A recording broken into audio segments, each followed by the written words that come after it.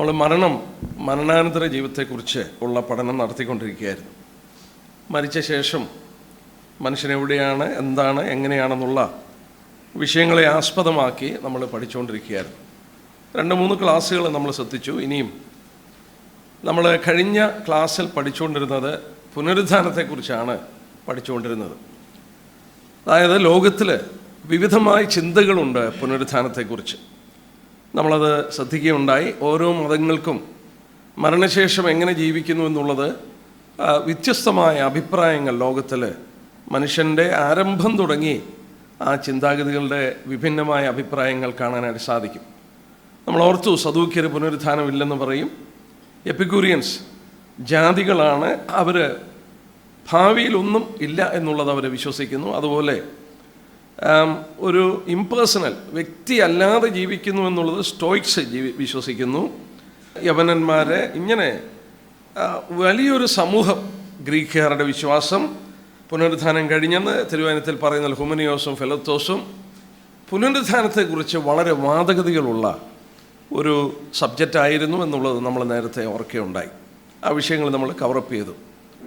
എന്നാൽ ക്രിസ്ത്യാനിറ്റിയുടെ പ്രത്യേകത, വേദപുസ്തകം വളരെ വ്യക്തമായി നമുക്ക് ഉറപ്പ് തരികയും നമ്മളെ പഠിപ്പിക്കുകയും ചെയ്യുന്നു. ഈ മരണശേഷം ഈ ശരീരം വീണ്ടും പുനരുത്ഥാനം പ്രാപിക്കും എന്നുള്ളത് ക്രിസ്ത്യ വിശ്വാസത്തിൻ്റെ അടിത്തറയാണ്. വളരെ അടിത്തറയിലുള്ള ഉപദേശത്തിലൊന്നാണ് നമ്മൾ ഇതേ ശരീരത്തോടുകൂടെ മൗത്തീകരിക്കപ്പെട്ട ശരീരത്തിൽ പുനരുത്ഥാനം പ്രാപിച്ച് ഒരു ഫ്യൂച്ചർ ഉണ്ട് എന്നുള്ളത് വളരെ അനുഗ്രഹിക്കപ്പെട്ട ഒരു ചിന്തയാണ്. ആ വിശ്വാസമാണ് ക്രിസ്ത്യ വിശ്വാസത്തിൻ്റെ അടിത്തറയുടെ ഒരു പ്രധാനപ്പെട്ട ഭാഗവും. മാത്രമല്ല, നമ്മൾ പുതിയ നിയമം വായിക്കുകയും പഠിക്കുകയും ചെയ്യുമ്പോൾ അപ്പോസ്തലന്മാരുടെ പ്രസംഗങ്ങളിലുമൊക്കെ ഏറ്റവും മുന്തി നിന്ന വിഷയം ഈ പുനരുത്ഥാനം എന്ന വിഷയമായിരുന്നു എന്നുള്ളത് നമുക്ക് കാണുവാനായിട്ട് സാധിക്കും. ഏതാണ്ട് ഒരു ക്ലാസ് നമ്മൾ അതിനെക്കുറിച്ച് ചിന്തിച്ചുകൊണ്ട് ആ ഭാഗങ്ങളിലേക്ക് കടന്നു പോകാതെ മുന്നോട്ട് നമുക്ക് കടന്നു പോകാം. പുനരുത്ഥാനം സംഭവിക്കുമെന്നുള്ളതിൻ്റെ ഏറ്റവും വലിയ തെളിവ് പൗലോസാണ് തിരുവചനത്തിലൂടെ നമുക്ക് കൊണ്ടുവരുന്നത്. പൗലോസിനെ ദൈവം പ്രത്യേകം തിരഞ്ഞെടുത്തൊരു മനുഷ്യനാണ്. ഓരോരുത്തരുടെ നമ്മൾ തിരുവചനത്തിൽ വായിക്കുന്നു, അവനവൻ്റെ പ്രാപ്തി പോലെ താലന്തുകൾ കൊടുത്തിട്ട് പോയെന്ന് പറയുന്നത്. പൗലോസിൻ്റെ ചിന്താഗതികളൊക്കെ സാധാരണ മനുഷ്യരിൽ നിന്ന് വിഭിന്നമായ ഒരു താത്വിക ചിന്താഗതിയുള്ള ഒരു മനുഷ്യനായിരുന്നു. ലൂക്കോസ് ഒരു ചരിത്രകാരനായിരുന്നു. ലൂക്കോസിനെ കൊണ്ട് ദൈവം അപ്പോസ്തല പ്രവൃത്തികളും ലൂക്കോസിൻ്റെ സുവിശേഷം എഴുതിക്കുന്നു. ഓരോ മനുഷ്യനെ ദൈവം വിളിക്കുമ്പോൾ അവൻ്റെ കഴിവുകളും വാസ്തവത്തിൽ ദൈവം കൊടുക്കുന്ന കൃപാവരങ്ങളും ഒക്കെ ഒരു ബന്ധം ഉണ്ട് എന്നുള്ളത് ചിന്തിക്കുന്നതിൽ തെറ്റില്ല. പൗലോസ് നമ്മൾ ഓർത്തുപോലെ ഒരു ഫിലോസഫർ അല്ലെങ്കിൽ ഒരു താത്വിക ചിന്തകനായിരുന്നു. വളരെ പണ്ഡിതനായിരുന്നു. ചിലർ അഭിപ്രായപ്പെടുന്ന പോലെ ഇന്നത്തെ പഠനത്തിൻ്റെ തോത് വെച്ച് നോക്കിയാൽ ഏതാണ്ട് 3 വിഷയത്തിൻ്റെ MA കരസ്ഥമാക്കിയ ഒരു മനുഷ്യനായിരുന്നു പൗലോസ് എന്ന് കരുതപ്പെടുന്നുണ്ട്. ഏതായാലും പൗലോസ് ഈ പുനരുത്ഥാനത്തോടുള്ള ബന്ധത്തിലും നമ്മുടെ മുന്നിൽ കൊണ്ടുവരുന്ന ഉറപ്പ്, ഇറ്റ് ഈസ് ത്രൂ റീസണിങ്. താത്വികമായ ചില ചിന്തകളെ മുന്നേ വെച്ചുകൊണ്ട് പൗലോസ് വാദിച്ച് ആ കാര്യങ്ങൾ നമ്മുടെ മുന്നിൽ തെളിയിക്കുകയാണ്. നമ്മൾ ഓർത്തു, പൗലോസിൻ്റെ എഴുത്തുകളും പ്രസംഗങ്ങളും ഒക്കെ ശ്രദ്ധിക്കുമ്പോൾ ഈ പുനരുത്ഥാനം എന്ന വിഷയം മുന്തി നിന്നു എന്നുള്ളത് നമുക്ക് കാണാനായിട്ട് സാധിക്കും. പൗലോസ് എഴുതിയ റോമാലേഖനം നമുക്കറിയാം, വചനത്തിലെ ഏറ്റവും ഉപദേശത്തിൻ്റെ അടിത്തറ ഭാഗ്യത്തരുന്ന ലേഖനങ്ങളിലെ ആദ്യത്തെ ലേഖനമാണ് റോമാലേഖനം. റോമാലേഖനത്തിലെ 10 പ്രാവശ്യം ഈ പുനരുത്ഥാനത്തോടുള്ള ബന്ധത്തിൽ രേഖപ്പെടുത്തിയിട്ടുണ്ട്. അപ്പോസ്തല പ്രവൃത്തിയിൽ ക്രിസ്തു പുനരുത്ഥാനം പ്രാപിച്ചെന്ന് 11 പ്രാവശ്യമുണ്ട്. 10 പ്രാവശ്യം വിശുദ്ധന്മാരുടെ പുനരുത്ഥാനത്തെക്കുറിച്ച് വായിക്കുന്നുണ്ട്. നമ്മൾ ഓർക്കണം, പുനരുത്ഥാനം എന്നുള്ളത് ദൈവികമായ ഒരു വലിയ പ്രവൃത്തിയാണ്. മനുഷ്യന് വേണമെങ്കിൽ മനുഷ്യന് മരിക്കാൻ കഴിയും, ജീവൻ എടുക്കാൻ കഴിയും. ഏത് മനുഷ്യനും വേണേൽ മരിക്കാം. He can take out his life. അവൻ്റെ ജീവനെ അവൻ എടുക്കാം. എന്നാൽ തിരിച്ചു കൊണ്ടുവരാനായിട്ടൊരു മനുഷ്യനും സാധിക്കുകയില്ല. അത് ദൈവത്തെ കൊണ്ട് മാത്രമേ സാധിക്കുകയുള്ളൂ. നമ്മൾ ശ്രദ്ധിച്ചാൽ ക്രിസ്തുവിൻ്റെ പുനരുത്ഥാനവും നമ്മുടെ പുനരുത്ഥാനവും ദൈവം നടത്തുന്ന വിഷയമാണെന്നുള്ളത് നമുക്ക് 1-2 വാക്യങ്ങൾ വായിച്ചു നോക്കാം. റോമാലേഖനം 10-ാം അധ്യായത്തിൻ്റെ 9-ാമത്തെ വാക്യം. റോമാലേഖനം 10-ാം അധ്യായത്തിൻ്റെ 9-ാമത്തെ വാക്യം. അവിടെ ക്രിസ്തുവിൻ്റെ പുനരുത്ഥാനത്തെക്കുറിച്ച് പറയുമ്പോഴും പൗലോസ് പറയുന്ന വാക്ക് പ്രത്യേകം ശ്രദ്ധിക്കുക. അവിടെ വായിക്കുന്നു, യേശുവിനെ കർത്താവെന്ന് വായുകൊണ്ട് ഏറ്റുപറയുകയും ദൈവം അവനെ മരിച്ചവനും ഉയർത്തെഴുന്നേൽപ്പിച്ചുവെന്നും ഹൃദയം കൊണ്ട് വിശ്വസിക്കുകയും ചെയ്താൽ നീ രക്ഷിക്കപ്പെടും. ദൈവം അവനെ മരിച്ചവരിൽ നിന്ന് ഉയർപ്പിച്ചുവെന്ന് വിശ്വസിക്കണം. അത് ക്രിസ്തീയ വിശ്വാസത്തിൻ്റെ അടിത്തറയാണ്. രക്ഷിക്കപ്പെടണമെങ്കിൽ ഈ മരിച്ച യേശുവിനെ ദൈവം ഉയർപ്പിച്ചെന്നുള്ളത് വിശ്വസിക്കേണ്ടത് ആവശ്യമാണ്. മാത്രമല്ല, കർത്താവിൻ്റെ പുനരുത്ഥാനത്തെക്കുറിച്ച് റോമലേഖനത്തിൽ തന്നെ നമ്മൾ നോക്കിയാൽ, 1-ാം അധ്യായം എടുത്ത് നോക്കിയാൽ, ഈ പുനരുത്ഥാനം അതിൻ്റെ 1-ാം അധ്യായത്തിൻ്റെ 5-ാം വാക്യം നോക്കി, ജഡം സംബന്ധിച്ച് ദാവീദിൻ്റെ സന്തതിയിൽ നിന്ന് ജനിക്കുകയും മരിച്ചിട്ട് ഉയർത്തെഴുന്നേൽക്കാൻ വിശുദ്ധിയുടെ ആത്മാവ് സംബന്ധിച്ച് ദൈവപുത്രനിൽ നിന്ന് ശക്തിയോടെ നിർണ്ണയിക്കപ്പെടുകയും ചെയ്തിരിക്കുന്നവനാലല്ലോ ഞങ്ങളെന്ന് പറഞ്ഞുകൊണ്ട് പൗലോസ് പറയുകയാണ്. മരിച്ചിട്ട് ഉയർത്തെഴുന്നേൽത്തിരിക്കാൻ വിശുദ്ധിയുടെ ആത്മാവ് സംബന്ധിച്ച് ദൈവപുത്രനിൽ നിന്ന് ശക്തിയോടെ നിർണ്ണയിച്ചു. അവൻ ജീവിച്ചിരുന്നപ്പോൾ അവകാശപ്പെട്ട കാര്യങ്ങൾ സത്യമാണെന്നുള്ളത് തെളിയിച്ചത് ഈ കർത്താവിൻ്റെ പുനരുത്ഥാനത്തോടുള്ള ബന്ധത്തിലാണ്. മറ്റു വിധത്തിൽ പറഞ്ഞാൽ, ഈ വിൻഡിക്കേറ്റഡ് എവരിത്തിങ്. അവനെ ദൈവം ഉയർപ്പിച്ചപ്പോൾ അവൻ പറഞ്ഞത് സത്യമാണെന്നും നമ്മൾ ഓർക്കണം. റോമാക്കാർ അവനെ ഒരു കുറ്റവാളിയായിട്ട് ക്രൂശിക്കുന്നു, യഹൂദന്മാർ അവനെ ദൈവദൂഷണം പറഞ്ഞെന്ന് പറഞ്ഞ് ഏൽപ്പിച്ചു കൊടുക്കുന്നു, ലോകം അവനെ തിരസ്കരിച്ചു. എന്നാൽ അവൻ പറഞ്ഞത് അവൻ സത്യമാണെന്നുള്ളത് പുനരുത്ഥാനത്തോടുള്ള ബന്ധത്തിൽ തെളിയിക്കുകയായിരുന്നു. ദൈവനെ മരിച്ചവരിൽ നിന്ന് ഉയർത്തെഴുന്നേൽപ്പിച്ചു. നാം രക്ഷിക്കപ്പെടണമെങ്കിലും നമ്മളത് വിശ്വസിക്കേണ്ടത് ആവശ്യമാണ്. ഇനി നമ്മുടെ പുനരുത്ഥാനം, റോമലേഖനം 8-ാം അധ്യായം നോക്കിയാട്ടെ. 8-ാം അധ്യായം, റോമലേഖനം 8-ാം അധ്യായത്തിൻ്റെ 11-ാമത്തെ വാക്യം. യേശുവിനെ മരിച്ചവരിൽ നിന്ന് ഉയർപ്പിച്ചവൻ്റെ ആത്മാവ് നിങ്ങളിൽ വസിക്കുന്നു എങ്കിൽ ക്രിസ്തുയേശുവിനെ മരണത്തിൽ നിന്ന് ഉയർപ്പിച്ചവൻ നിങ്ങളിൽ വസിക്കുന്ന തൻ്റെ ആത്മാവിനെ കൊണ്ട് നിങ്ങളുടെ മർത്യ ശരീരങ്ങളെയും ജീവിപ്പിക്കും.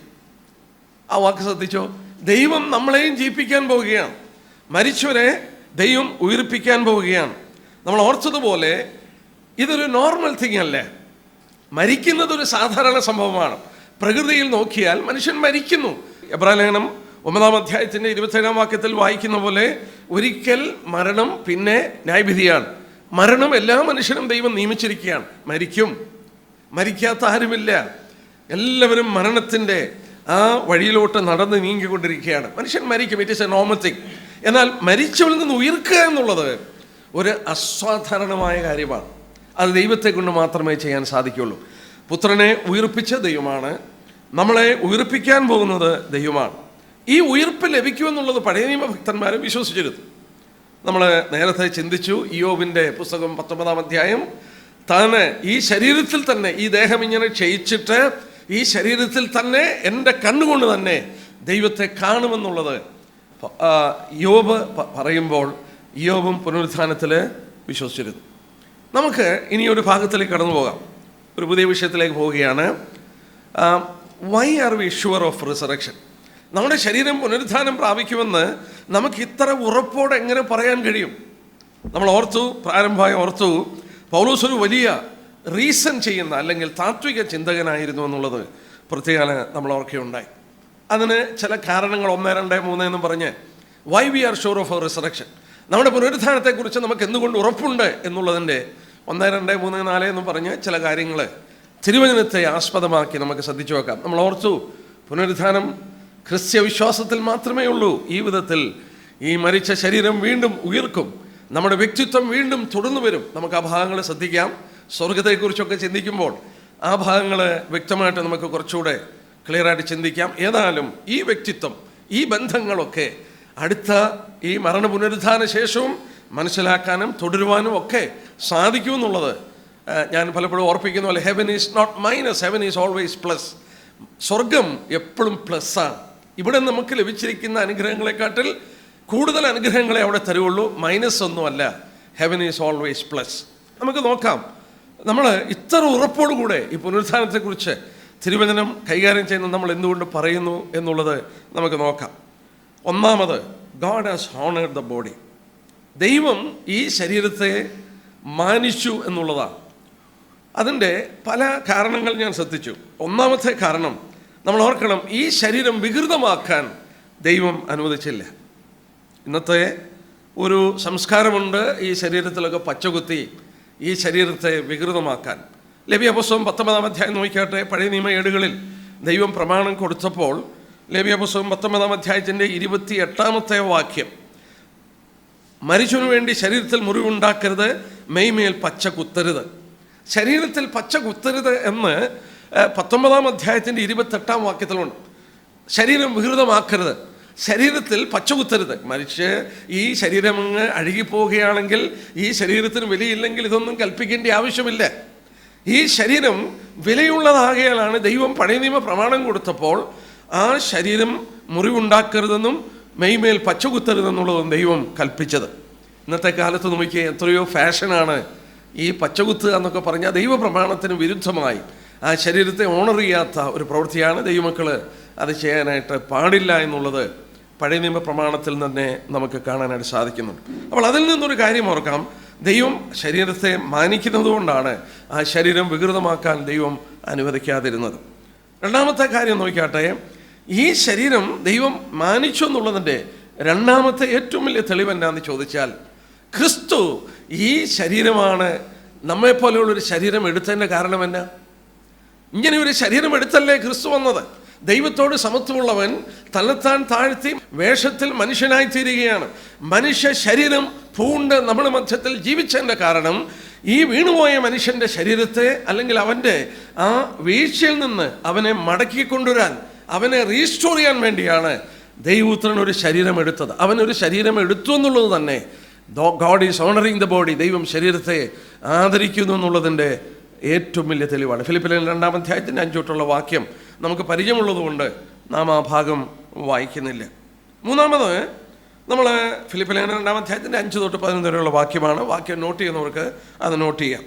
മൂന്നാമതായിട്ട് 1 കൊരിന്ത്യർ 6-ാം അധ്യായത്തിൻ്റെ 19-ാം വാക്യം നമ്മൾ വായിക്കുമ്പോൾ, ഈ ശരീരം പരിശുദ്ധാത്മാവിൻ്റെ മന്ദിരമാണ്. It is a temple of the holy spirit. നമ്മൾ ഓർക്കണം, ദേവാലയം എത്ര പരിശുദ്ധമായി കാക്കപ്പെട്ടു. പഴയ നിയമ ഏടുകളിൽ ശ്രദ്ധിച്ചാൽ ദൈവത്തിൻ്റെ ആലയം എത്ര വിശുദ്ധിയുള്ളതായിരുന്നു. പ്രത്യേകിച്ച് നമ്മുടെ ശരീരം ദൈവത്തിൻ്റെ ആലയമാണെന്ന് പറയുമ്പോൾ, നേരത്തെ ഞാൻ ഓർപ്പിച്ചിട്ടുണ്ട്, ആ തിരുവചനത്തിൽ ഉപയോഗിച്ചിരിക്കുന്ന ഭാഷ അതിപരിശുദ്ധ സ്ഥലമാണെന്ന്. മോസ്റ്റ് ഹോളി പ്ലേസ് എന്ന്. മോസ്റ്റ് ഹോളി പ്ലേസ്, ഏറ്റവും വിശുദ്ധ സ്ഥലം എന്നുള്ളതാണ് ഈ ശരീരത്തിന് ഉപയോഗിച്ചിരിക്കുന്ന വാക്ക്. നിങ്ങളുടെ ശരീരം ദൈവത്തിൻ്റെ മന്ദിരമെന്ന് പറയുമ്പോൾ മോസ്റ്റ് ഹോളി പ്ലേസ്, അതായത് ദൈവം വസിപ്പാൻ ഇറങ്ങി വന്ന മോസ്റ്റ് ഹോളി പ്ലേസ് ആണ്. നിങ്ങളുടെ ശരീരം ആത്മാവിൻ്റെ മന്ദിരമാക്കി തീർത്തു എന്ന് പറയുമ്പോൾ ഏറ്റവും വിശുദ്ധിയുള്ളതാണ് നമ്മുടെ ശരീരം. ശരീരം ദൈവം ഓണർ ചെയ്യുന്നു എന്നുള്ളതിൻ്റെ മറ്റൊരു തെളിവ്. ഇനിയും ഈ ശരീരം പുനരുദ്ധാനം പ്രാപിക്കുന്നുള്ളതിൻ്റെ മറ്റൊരു ഏറ്റവും വലിയ തെളിവ് ദൈവം ഓണർ ചെയ്യുന്നുള്ളത് നോക്കണം. ആത്മാവിനെ അച്ചാരമായി നമുക്ക് നൽകിയെന്ന് തിരുവചനത്തിൽ വായിക്കുന്നു. എന്തിനാണ് ആത്മാവിനെ അച്ചാരമായി നൽകിയത്? നമുക്ക് 1-2 വാക്യം വായിക്കാം. 2 കൊരിന്ത്യർ 5-ാം അധ്യായത്തിൻ്റെ 5-ാം വാക്യം. എന്തിനാണ് ഈ ശരീരത്തിൽ ആത്മാവിനെ അച്ചാരമായി നൽകിയത്? 2 കൊരിന്ത്യർ 5-ാം അധ്യായത്തിൻ്റെ 5-ാം വാക്യം. പൗലോസ് 1 തൊട്ട് 4 വരെ, ഈ ഭവനം, ഈ ഭൗമഭവനം, ശരീരം അഴിഞ്ഞു പോയാൽ കൈപ്പണിയല്ലാത്ത മറ്റൊരു മന്ദിരം ലഭിക്കും. പുനരുദ്ധാന ശരീരത്തെക്കുറിച്ച് പറയുമ്പോൾ 5-ാം വാക്യം, അതിനായി ഞങ്ങളെ ഒരുക്കിയ ആത്മാവിനെ അച്ചാരമായി തന്നിരിക്കുന്ന ദൈവം തന്നെ. മറ്റൊരു വാക്യം വായിക്കാം അതോട് ചേർത്ത്. റോമലേഖനം 8-ാം അധ്യായങ്ങൾ എടുത്താട്ടെ. റോമലേഖനം 8-ാം അധ്യായം, അതിൻ്റെ 22-ഉം 23-ഉം വാക്യം കൂടെ വായിക്കാം. റോമലേഖനം 8-ാം അധ്യായത്തിൻ്റെ 22-23. അവിടെ ഇങ്ങനെയാണ് വായിക്കുന്നത്: സർവ്വസൃഷ്ടിയും ഇന്ന് വരെ ഒരുപോലെ ഞരങ്ങി ഈറ്റുനോവിടിരിക്കുന്നു എന്ന് നാം അറിയുന്നുവല്ലോ. ആത്മാവെന്ന ആദ്യദാനം ലഭിച്ചിരിക്കുന്ന നാമും നമ്മുടെ ശരീരത്തിൻ്റെ വീണ്ടെടുപ്പായ പുത്രത്വത്തിന് കാത്തുകൊണ്ട് ഉള്ളിൽ ഞരങ്ങുന്നു. ഈ വാക്യം ശ്രദ്ധിച്ചോ. ആത്മാവെന്ന ആദ്യദാനം ലഭിച്ചിരിക്കുന്ന നാമും നമ്മുടെ ശരീരത്തിൻ്റെ വീണ്ടെടുപ്പിനായി പുത്രത്വത്തിന് കാത്തുകൊണ്ട് ഉള്ളിൽ ഞരങ്ങുന്നു. ആത്മാവെന്ന ആദ്യദാനം ഈ ശരീരത്തിൽ തന്നു. 2 കൊരിന്ത്യർ 5-5 വായിച്ചപ്പോൾ ദൈവം അതിനെ ഏണസ്റ്റായിട്ട് അച്ചാരമായി നൽകിയെന്നാണ് വായിച്ചത്. അപ്പം നമ്മളിൽ പരിശുദ്ധാത്മാവ് വസിക്കുമ്പോൾ ഈ ശരീരത്തിൻ്റെ വീണ്ടെടുപ്പ് പൂർത്തീകരിക്കുമെന്നുള്ളതിൻ്റെ ഉറപ്പാണ് ഈ ശരീരത്തിൻ്റെ ഉള്ളിൽ ആത്മാവിനെ നൽകിയിരിക്കുന്നത് എന്നുള്ളത് ഓർക്കുക. അച്ചാരമായി നൽകി പരിശുദ്ധാത്മാവിനെ. നമ്മുടെ ഉള്ളിൽ ആത്മാവ് വസിക്കുന്നു. നമുക്കറിയാം, അച്ചാരം അല്ലെങ്കിൽ ഏണസ്റ്റ് മണി എന്ന് പറയുന്നത് ഒരു ട്രാൻസാക്ഷൻ ഉറപ്പിച്ച് കഴിഞ്ഞ ശേഷം അതിൻ്റെ അഡ്വാൻസായിട്ട് കൊടുക്കുന്ന പണത്തിനാണ് അച്ചാരം എന്ന് പറയുന്നത്. ഒരു വസ്തു മേടിക്കാൻ പോവുകയാണ്, മേടിച്ചു, എഗ്രിമെൻ്റെല്ലാം എഴുതി, പണം മുഴുവൻ കൊടുത്തില്ല, എന്നാൽ അതിൻ്റെ ആദ്യം കൊടുക്കുന്ന ഗഡു ഒരു അഡ്വാൻസ് കൊടുക്കുന്നു. അതുപോലെ ബാക്കി പേ ചെയ്ത് അത് മേടിച്ചു കൊള്ളുമെന്നുള്ളതിൻ്റെ ഉറപ്പാണ് ഈ അഡ്വാൻസ്. അതുപോലെ തന്നെ ഈ ശരീരത്തിൻ്റെ വീണ്ടെടുപ്പിൻ്റെ അച്ചാരമായി വാഗ്ദത്തത്തിൻ്റെ പരിശുദ്ധാത്മാവിനാൽ നമ്മളെ മുദ്രയിട്ടിരിക്കുകയാണ്. നമ്മളിൽ ദൈവം നൽകിയ പരിശുദ്ധാത്മാവ് നമുക്ക് ആ പുനരുദ്ധാനം ലഭിക്കുന്നു എന്നുള്ളതിൻ്റെ ഏറ്റവും വലിയ ഉറപ്പാണ്. ഇവിടെ നമ്മൾ ഈറ്റുനോവിടിരിക്കുന്നു, ഞെരുങ്ങുന്നു എന്നൊക്കെ വായിക്കുന്നു. ഇതേ വാക്ക് 2 കൊരിന്ത്യർ 5:5 വായിക്കുന്നു. 2 കൊരിന്ത്യർ 5 അധ്യായത്തിൽ എടുക്കുമ്പോൾ നമ്മൾ കണ്ടോ, ഈ കൂടാരത്തിൽ ഞരങ്ങിക്കൊണ്ട്. 5 വാക്യത്തിൽ ഞങ്ങൾ ഈ കൂടാരത്തിൽ ഇരിക്കുമ്പോൾ ഭാരപ്പെട്ട് ഞരങ്ങുന്നു. ഈ കൂടാരത്തിൽ, ഈ ശരീരത്തിൽ ഇരിക്കുമ്പോൾ ഗ്രോണിങ്, എ ലോങ്ങിങ്, ആഗ്രഹിക്കുകയാണ്. There is a groaning and there is a longing. അതാ പുനരുത്ഥാന ശരീരത്തിന് വേണ്ടി there is a longing and there is a groaning. ഇതിനകത്ത് ഞരങ്ങി ഭാരപ്പെട്ട് കഴിയുകയാണ്. പക്ഷെങ്കിൽ ആത്മാവിനെ അച്ചാരമായി തന്നിരിക്കുന്ന ദൈവം അത് നിങ്ങൾക്ക് നൽകുമെന്നുള്ള ഉറപ്പോടെ തന്നിരിക്കുകയാണ്. റോമാലേഖനത്തിൽ വായിച്ചപ്പോഴും സർവ്വസൃഷ്ടിയും ഒരുപോലെ ഞെരുങ്ങുകയാണ്. നമ്മൾ ഓർക്കണം, ദൈവത്തിൻ്റെ വീണ്ടെടുപ്പിൻ്റെ ക്രൗണിങ് ക്ലൈമാക്സ് എന്ന് പറയുന്നത് ഈ വീണ്ടെടുപ്പ് പൂർത്തീകരിക്കുമ്പോഴാണ്. വീണ്ടെടുപ്പിൻ്റെ മകുടം എന്ന് പറയുന്നത്, അതിൻ്റെ പൂർത്തീകരണം എന്ന് പറയുന്നത് ആ വീണ്ടെടുപ്പ് പൂർത്തീകരിക്കുമ്പോഴാണ്. അതുകൊണ്ട് നമ്മുടെ ശരീരത്തിൻ്റെ വീണ്ടെടുപ്പ് നടന്നിട്ടില്ല, അത് പൂർത്തീകരിക്കുമെന്നുള്ളതിൻ്റെ ഉറപ്പ് കൊണ്ട് ഈ ശരീരം വീണ്ടും പുനരുത്ഥാനം പ്രാപിക്കുമെന്ന് നമുക്ക് ഉറപ്പുണ്ട്. രണ്ടാമത്തെ ഭാഗം നമ്മൾ ആദ്യം പഠിച്ച ഭാഗത്തുള്ള ബന്ധത്തിൽ ഓർക്കേണ്ട ഒരു കാര്യമാണ്. ആദ്യം നമ്മൾ ചിന്തിച്ചു ദൈവം ഈ ശരീരത്തെ ഓണർ ചെയ്തിരിക്കുന്നു. രണ്ടാമത്, നമ്മളിൽ ആത്മാവ് തന്നിരിക്കുമ്പോൾ നമുക്ക് അച്ചാരമായി നൽകി ഉറപ്പ് തന്നിരിക്കുകയാണ്. മൂന്നാമത് നമ്മൾ ഓർക്കണം, മനുഷ്യന് ഈ ശരീരം കൂടെ ഉള്ളതാണ് ഒരു മനുഷ്യൻ്റെ വ്യക്തിത്വം. ആദ്യത്തെ ദിവസം നമ്മൾ ചിന്തിച്ചു ദേഹം, ദേഹി, ആത്മാവ്. ഈ ത്രിഭാഗ പ്രകൃതിയുള്ള മനുഷ്യൻ്റെ ഒരു ഭാഗം മാറ്റിവെച്ചാൽ അവന് പൂർണ്ണതയുള്ളവനായി ചേരത്തില്ല. അതിൻ്റെ മറ്റൊരു ഭാഗം ഞാൻ എടുത്തു കാണിക്കാം. എന്നാൽ ഇവിടെ നമ്മൾ പ്രത്യേകം ഓർക്കുക, പുനരുത്ഥാനം കൂടെ പ്രാപിച്ചെങ്കിൽ മാത്രമേ man can be A perfect being. അവന് പൂർത്തീകരിക്കപ്പെട്ട ഒരു വ്യക്തിയായി മാറണമെങ്കിൽ അത് സംഭവിക്കണം. ഇത് വളരെ രസകരമായി രേഖപ്പെടുത്തിയൊരു ഭാഗമുണ്ട്. 2 കൊരിന്ത്യർ 5 അധ്യായം എടുത്താട്ടെ. അത് അല്പം ശ്രദ്ധിച്ചാൽ നമുക്കറിയാം. 2 കൊരിന്ത്യർ 5 അധ്യായത്തിൻ്റെ 4 വാക്യം നോക്കിയേ. ഉരുവാനല്ല, മർത്യമായത് ജീവനാൽ നീങ്ങിപ്പോകേണ്ടതിന് മീതെ ഉടുപ്പാൻ ഇച്ഛയ്ക്കാൽ ഞങ്ങൾ ഈ കൂടാരത്തിൽ ഇരിക്കുന്നിടത്തോളം ഭാരപ്പെട്ട് ഞെരുങ്ങുന്നു. ആ 4 വാക്യം കണ്ടോ? ഉരിയുക, ഉടുക്കുക, നമ്മുടെ വസ്ത്രം ഉരിഞ്ഞു കളയുക, അത് ഉടുക്കുക എന്നുള്ള പ്രയോഗമാണ് ഈ മരണ പുനരുത്ഥാനത്തോട് ബന്ധത്തിൽ പൗലോസോട് ഉപയോഗിക്കുന്നത്. എന്താ കാരണം? 2 വാക്യം നോക്കിയേ. ഈ കൂടാരത്തിൽ ഞരങ്ങിക്കൊണ്ട് ഞങ്ങൾ നഗ്നരായിട്ടല്ല, ഉടുപ്പുള്ളവരായിരിക്കുന്നു. ആശയം പിടി കിട്ടുന്നുണ്ടോ? ഈ ശരീരത്തിൽ ഇരിക്കുമ്പോൾ, ഈ ശരീരമുള്ളപ്പോൾ ഞങ്ങൾ ഉടുപ്പിട്ടിരിക്കുക. നമുക്കറിയാം, വസ്ത്രം ധരിച്ചിരിക്കുന്നത് ഒരു കവറിങ്ങാണ്. നമ്മുടെ വ്യക്തിത്വം ദേഹവും ദേഹിയുമാണ്. ഈ ദേഹിയുടെ പുറമേയുള്ളൊരു കവറിങ്ങാണ് ശരീരം. ഈ ശരീരത്തിൽ വസിക്കുമ്പോൾ ഞങ്ങൾ നഗ്നരല്ല. അപ്പം ശരീരമില്ലാതിരിക്കുമ്പോഴോ ഒരു നഗ്നതയുടെ ഒരു അനുഭവമാണ്. നമ്മെ വിട്ടുപിരിഞ്ഞ നമ്മുടെ പിതാക്കന്മാർ, നമ്മുടെ മാതാക്കൾ, വിശ്വാസമർപ്പിച്ച് മരിച്ചുപോയ കോടാനുകോടി വിശുദ്ധന്മാർ, അവരുടെ ശരീരങ്ങൾ ഈ ഭൂമിയിൽ മൺമറഞ്ഞു കിടക്കുക. അത് പുനരുത്ഥാനം പ്രാപിക്കണം. ശരീരത്തിൽ ഇരിക്കുമ്പോൾ ഞങ്ങൾ നഗ്നരായിട്ടല്ല, മീതെയുള്ളത് ഉടുപ്പാൻ ഞങ്ങൾ കാംക്ഷിക്കുന്നു. ഇത് മർത്യമായത് നീങ്ങിപ്പോകണം. ഈ ശരീരം മാറിയിട്ട് ഞങ്ങൾ നഗ്നരായിട്ടിരിപ്പാനല്ല, മീതെ ധരിപ്പാൻ തക്കവണ്ണം ആഗ്രഹിക്കുന്നു. മറ്റു വിധത്തിൽ പറഞ്ഞാൽ, ഈ പുനരുത്ഥാനം പ്രാപിക്കുന്നത് വരെ ദേഹവും ദേഹിയും അതിനൊരു കവറിങ് ഇല്ലാത്തപ്പോൾ ഏതാണ്ട് ഇങ്ങനെ പറയാം, ഈ വസ്ത്രം ധരിക്കാത്തൊരനുഭവമാണ്. There is no covering. അപ്പോൾ അങ്ങനെ ഒരു പൂർത്തീകരണത്തിലേക്ക് ഒരു മനുഷ്യൻ്റെ വീണ്ടെടുപ്പ് വരില്ല. അതുകൊണ്ട് തീർച്ചയായിട്ടും അവനൊരു ശരീരം ലഭിക്കാൻ പോവുകയാണ്. പൗലോസ് നമ്മൾ ഓർത്തു വലിയ ഒരു താത്വിക ചിന്തകനാണ്. പൗലോസ് ഒരു വലിയ താത്വിക ചിന്തകനാണ്. ഞരങ്ങിക്കൊണ്ടിരിക്കുന്നു, അതിനുവേണ്ടി കാംക്ഷിക്കുന്നു. മീതെയുള്ളത് ഉടുപ്പാൻ ഞങ്ങൾ കാംക്ഷിക്കുന്നു. ശരീരത്തിൽ ഇരിക്കുമ്പോൾ ഞങ്ങൾ നഗ്നരല്ല. സൗന്മാരെ, നമ്മുടെ പ്രിയപ്പെട്ടവർ, വിട്ടുപോയവർ, അവരെ ദേഹിയും ആത്മാവും കർത്താവിനോട് കൂടെയാണ്. എന്നാൽ അവർക്കൊരു ആഗ്രഹം ധരിക്കണം, ഒരു വസ്ത്രം ധരിക്കണം എന്നുള്ള ആഗ്രഹം പോലെ ആ ശരീരം തിരിച്ചു കിട്ടാൻ വേണ്ടി അവർ വളരെ കാംക്ഷിക്കുകയാണ്. അത് പുനരുത്ഥാനത്തിൽ കിട്ടുമ്പോൾ അവർ അതിൻ്റെ വ്യക്തിത്വത്തിൻ്റെ പൂർത്തീകരണത്തിലേക്ക് അവർക്ക് വരാനായിട്ട് സാധിക്കും. അതുകൊണ്ട് പിന്നീട് വസ്തുത, പുനരുത്ഥാനം എന്നുള്ള വാക്കിൻ്റെ അർത്ഥം നമ്മൾ ആദ്യം പഠിച്ചു. Bringing back to activity the body once was dead. ഈ 1 കൊരിന്ത്യർ 15 അധ്യായമാണ് പുനരുത്ഥാനത്തിൻ്റെ അധ്യായം. 1 Corinthians chapter 15. അവിടെയാണ് പൗലോസിൻ്റെ ജ്ഞാനത്തിൻ്റെ പ്രകടനം കൊണ്ടുവന്ന് ഈ പുനരുത്ഥാനത്തെക്കുറിച്ച് ആർഗ്യൂ ചെയ്ത് നമ്മളെ പഠിപ്പിക്കുന്ന ഒരു ഭാഗമാണ്. അവിടെ പൗലോസ് പറയുമ്പോൾ പുനരുത്ഥാനം എന്ന വാക്ക് അനേക പ്രാവശ്യം 1 കൊരിന്ത്യർ 15 രേഖപ്പെടുത്തിയിട്ടുണ്ട്. പുനരുത്ഥാനം എന്ന വാക്കിൻ്റെ അർത്ഥം പുനരുദ്ധാരണം, റിസറക്ഷൻ, പുനരുത്ഥാനം, വീണ്ടും എഴുന്നേൽക്കുക, ബ്രിങ്ങിങ് ബാക്ക്, അതായത് bringing back to activity the body that was once dead. മരിച്ചുപോയ ശരീരം വീണ്ടും പ്രവർത്തനനിരതമായി തിരിച്ചു കൊണ്ടുവരുന്നതിൻ്റെ പേരാണ് പുനരുത്ഥാനം എന്ന വാക്ക് എന്നുള്ളത് നമ്മൾ ഓർത്തു.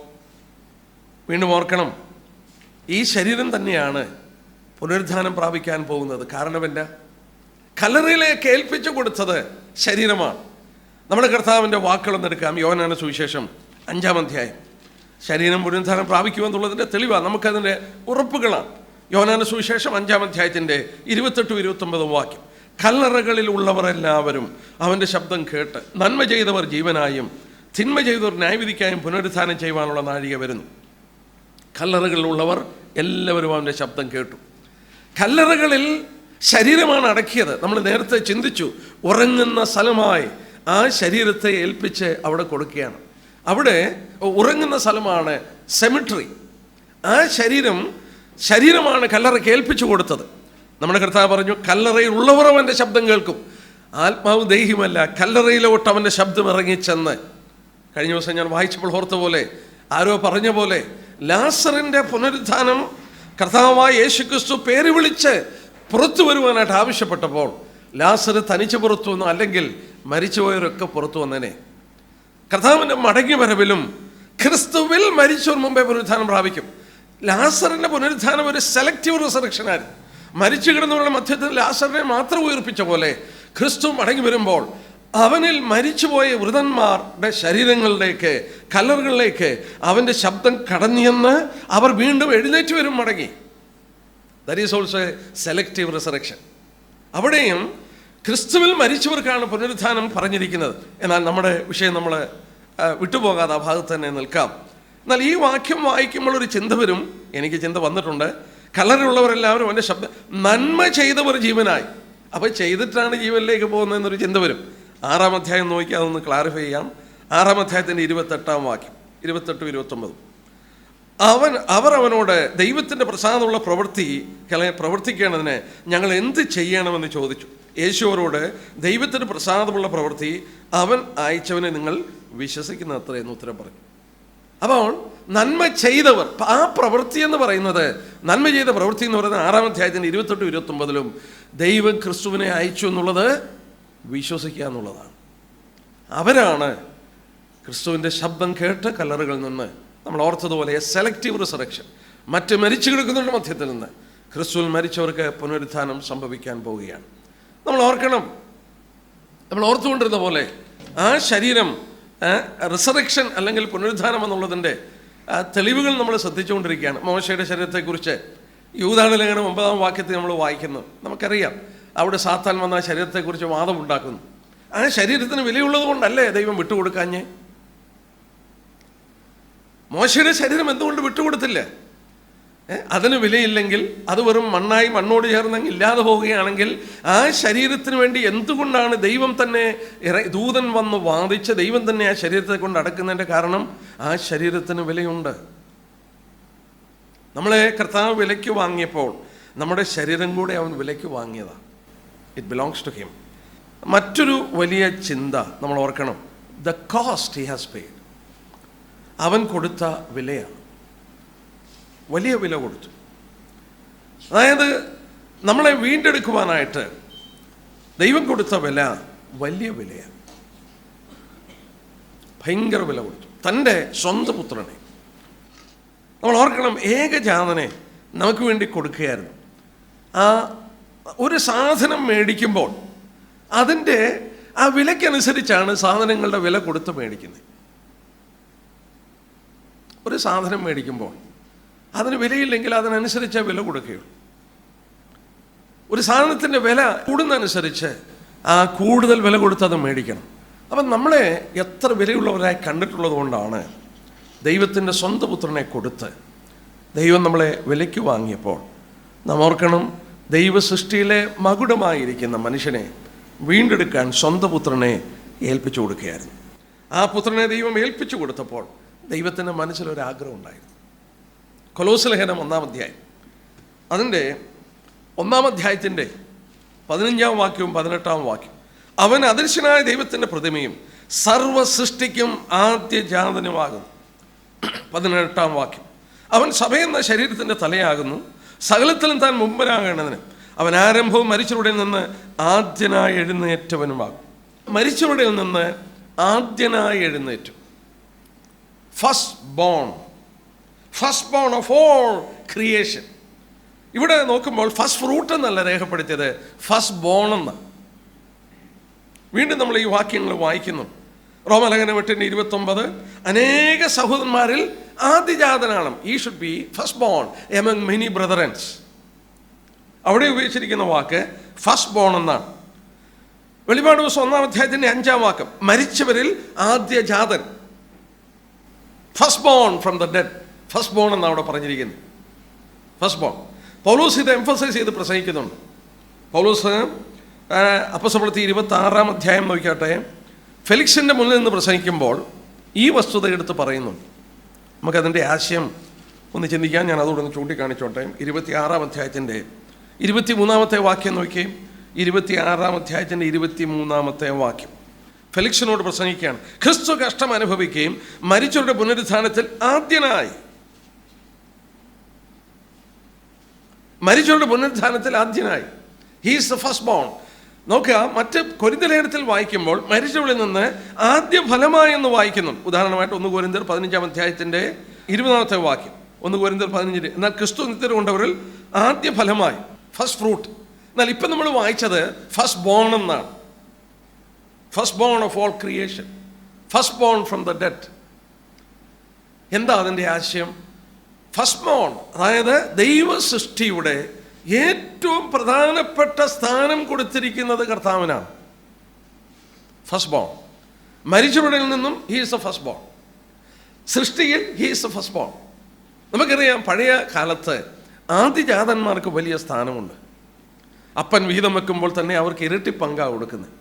അപ്പന് പകരമായിട്ട് കാര്യങ്ങൾ നടത്തുന്നത് ഫസ്റ്റ് ബോണാണ്, ആദ്യജാതനാണ്. ആദ്യജാതന്മാരെ ദൈവത്തിന് വേണ്ടി വേർതിരിക്കാൻ ദൈവം പഴയ നിയമത്തിൽ ആവശ്യപ്പെട്ടിരുന്നു. ഇവിടെ നോക്കുക, ആദ്യജാതന്മാർക്ക് പ്രത്യേക പദവിയാണ്.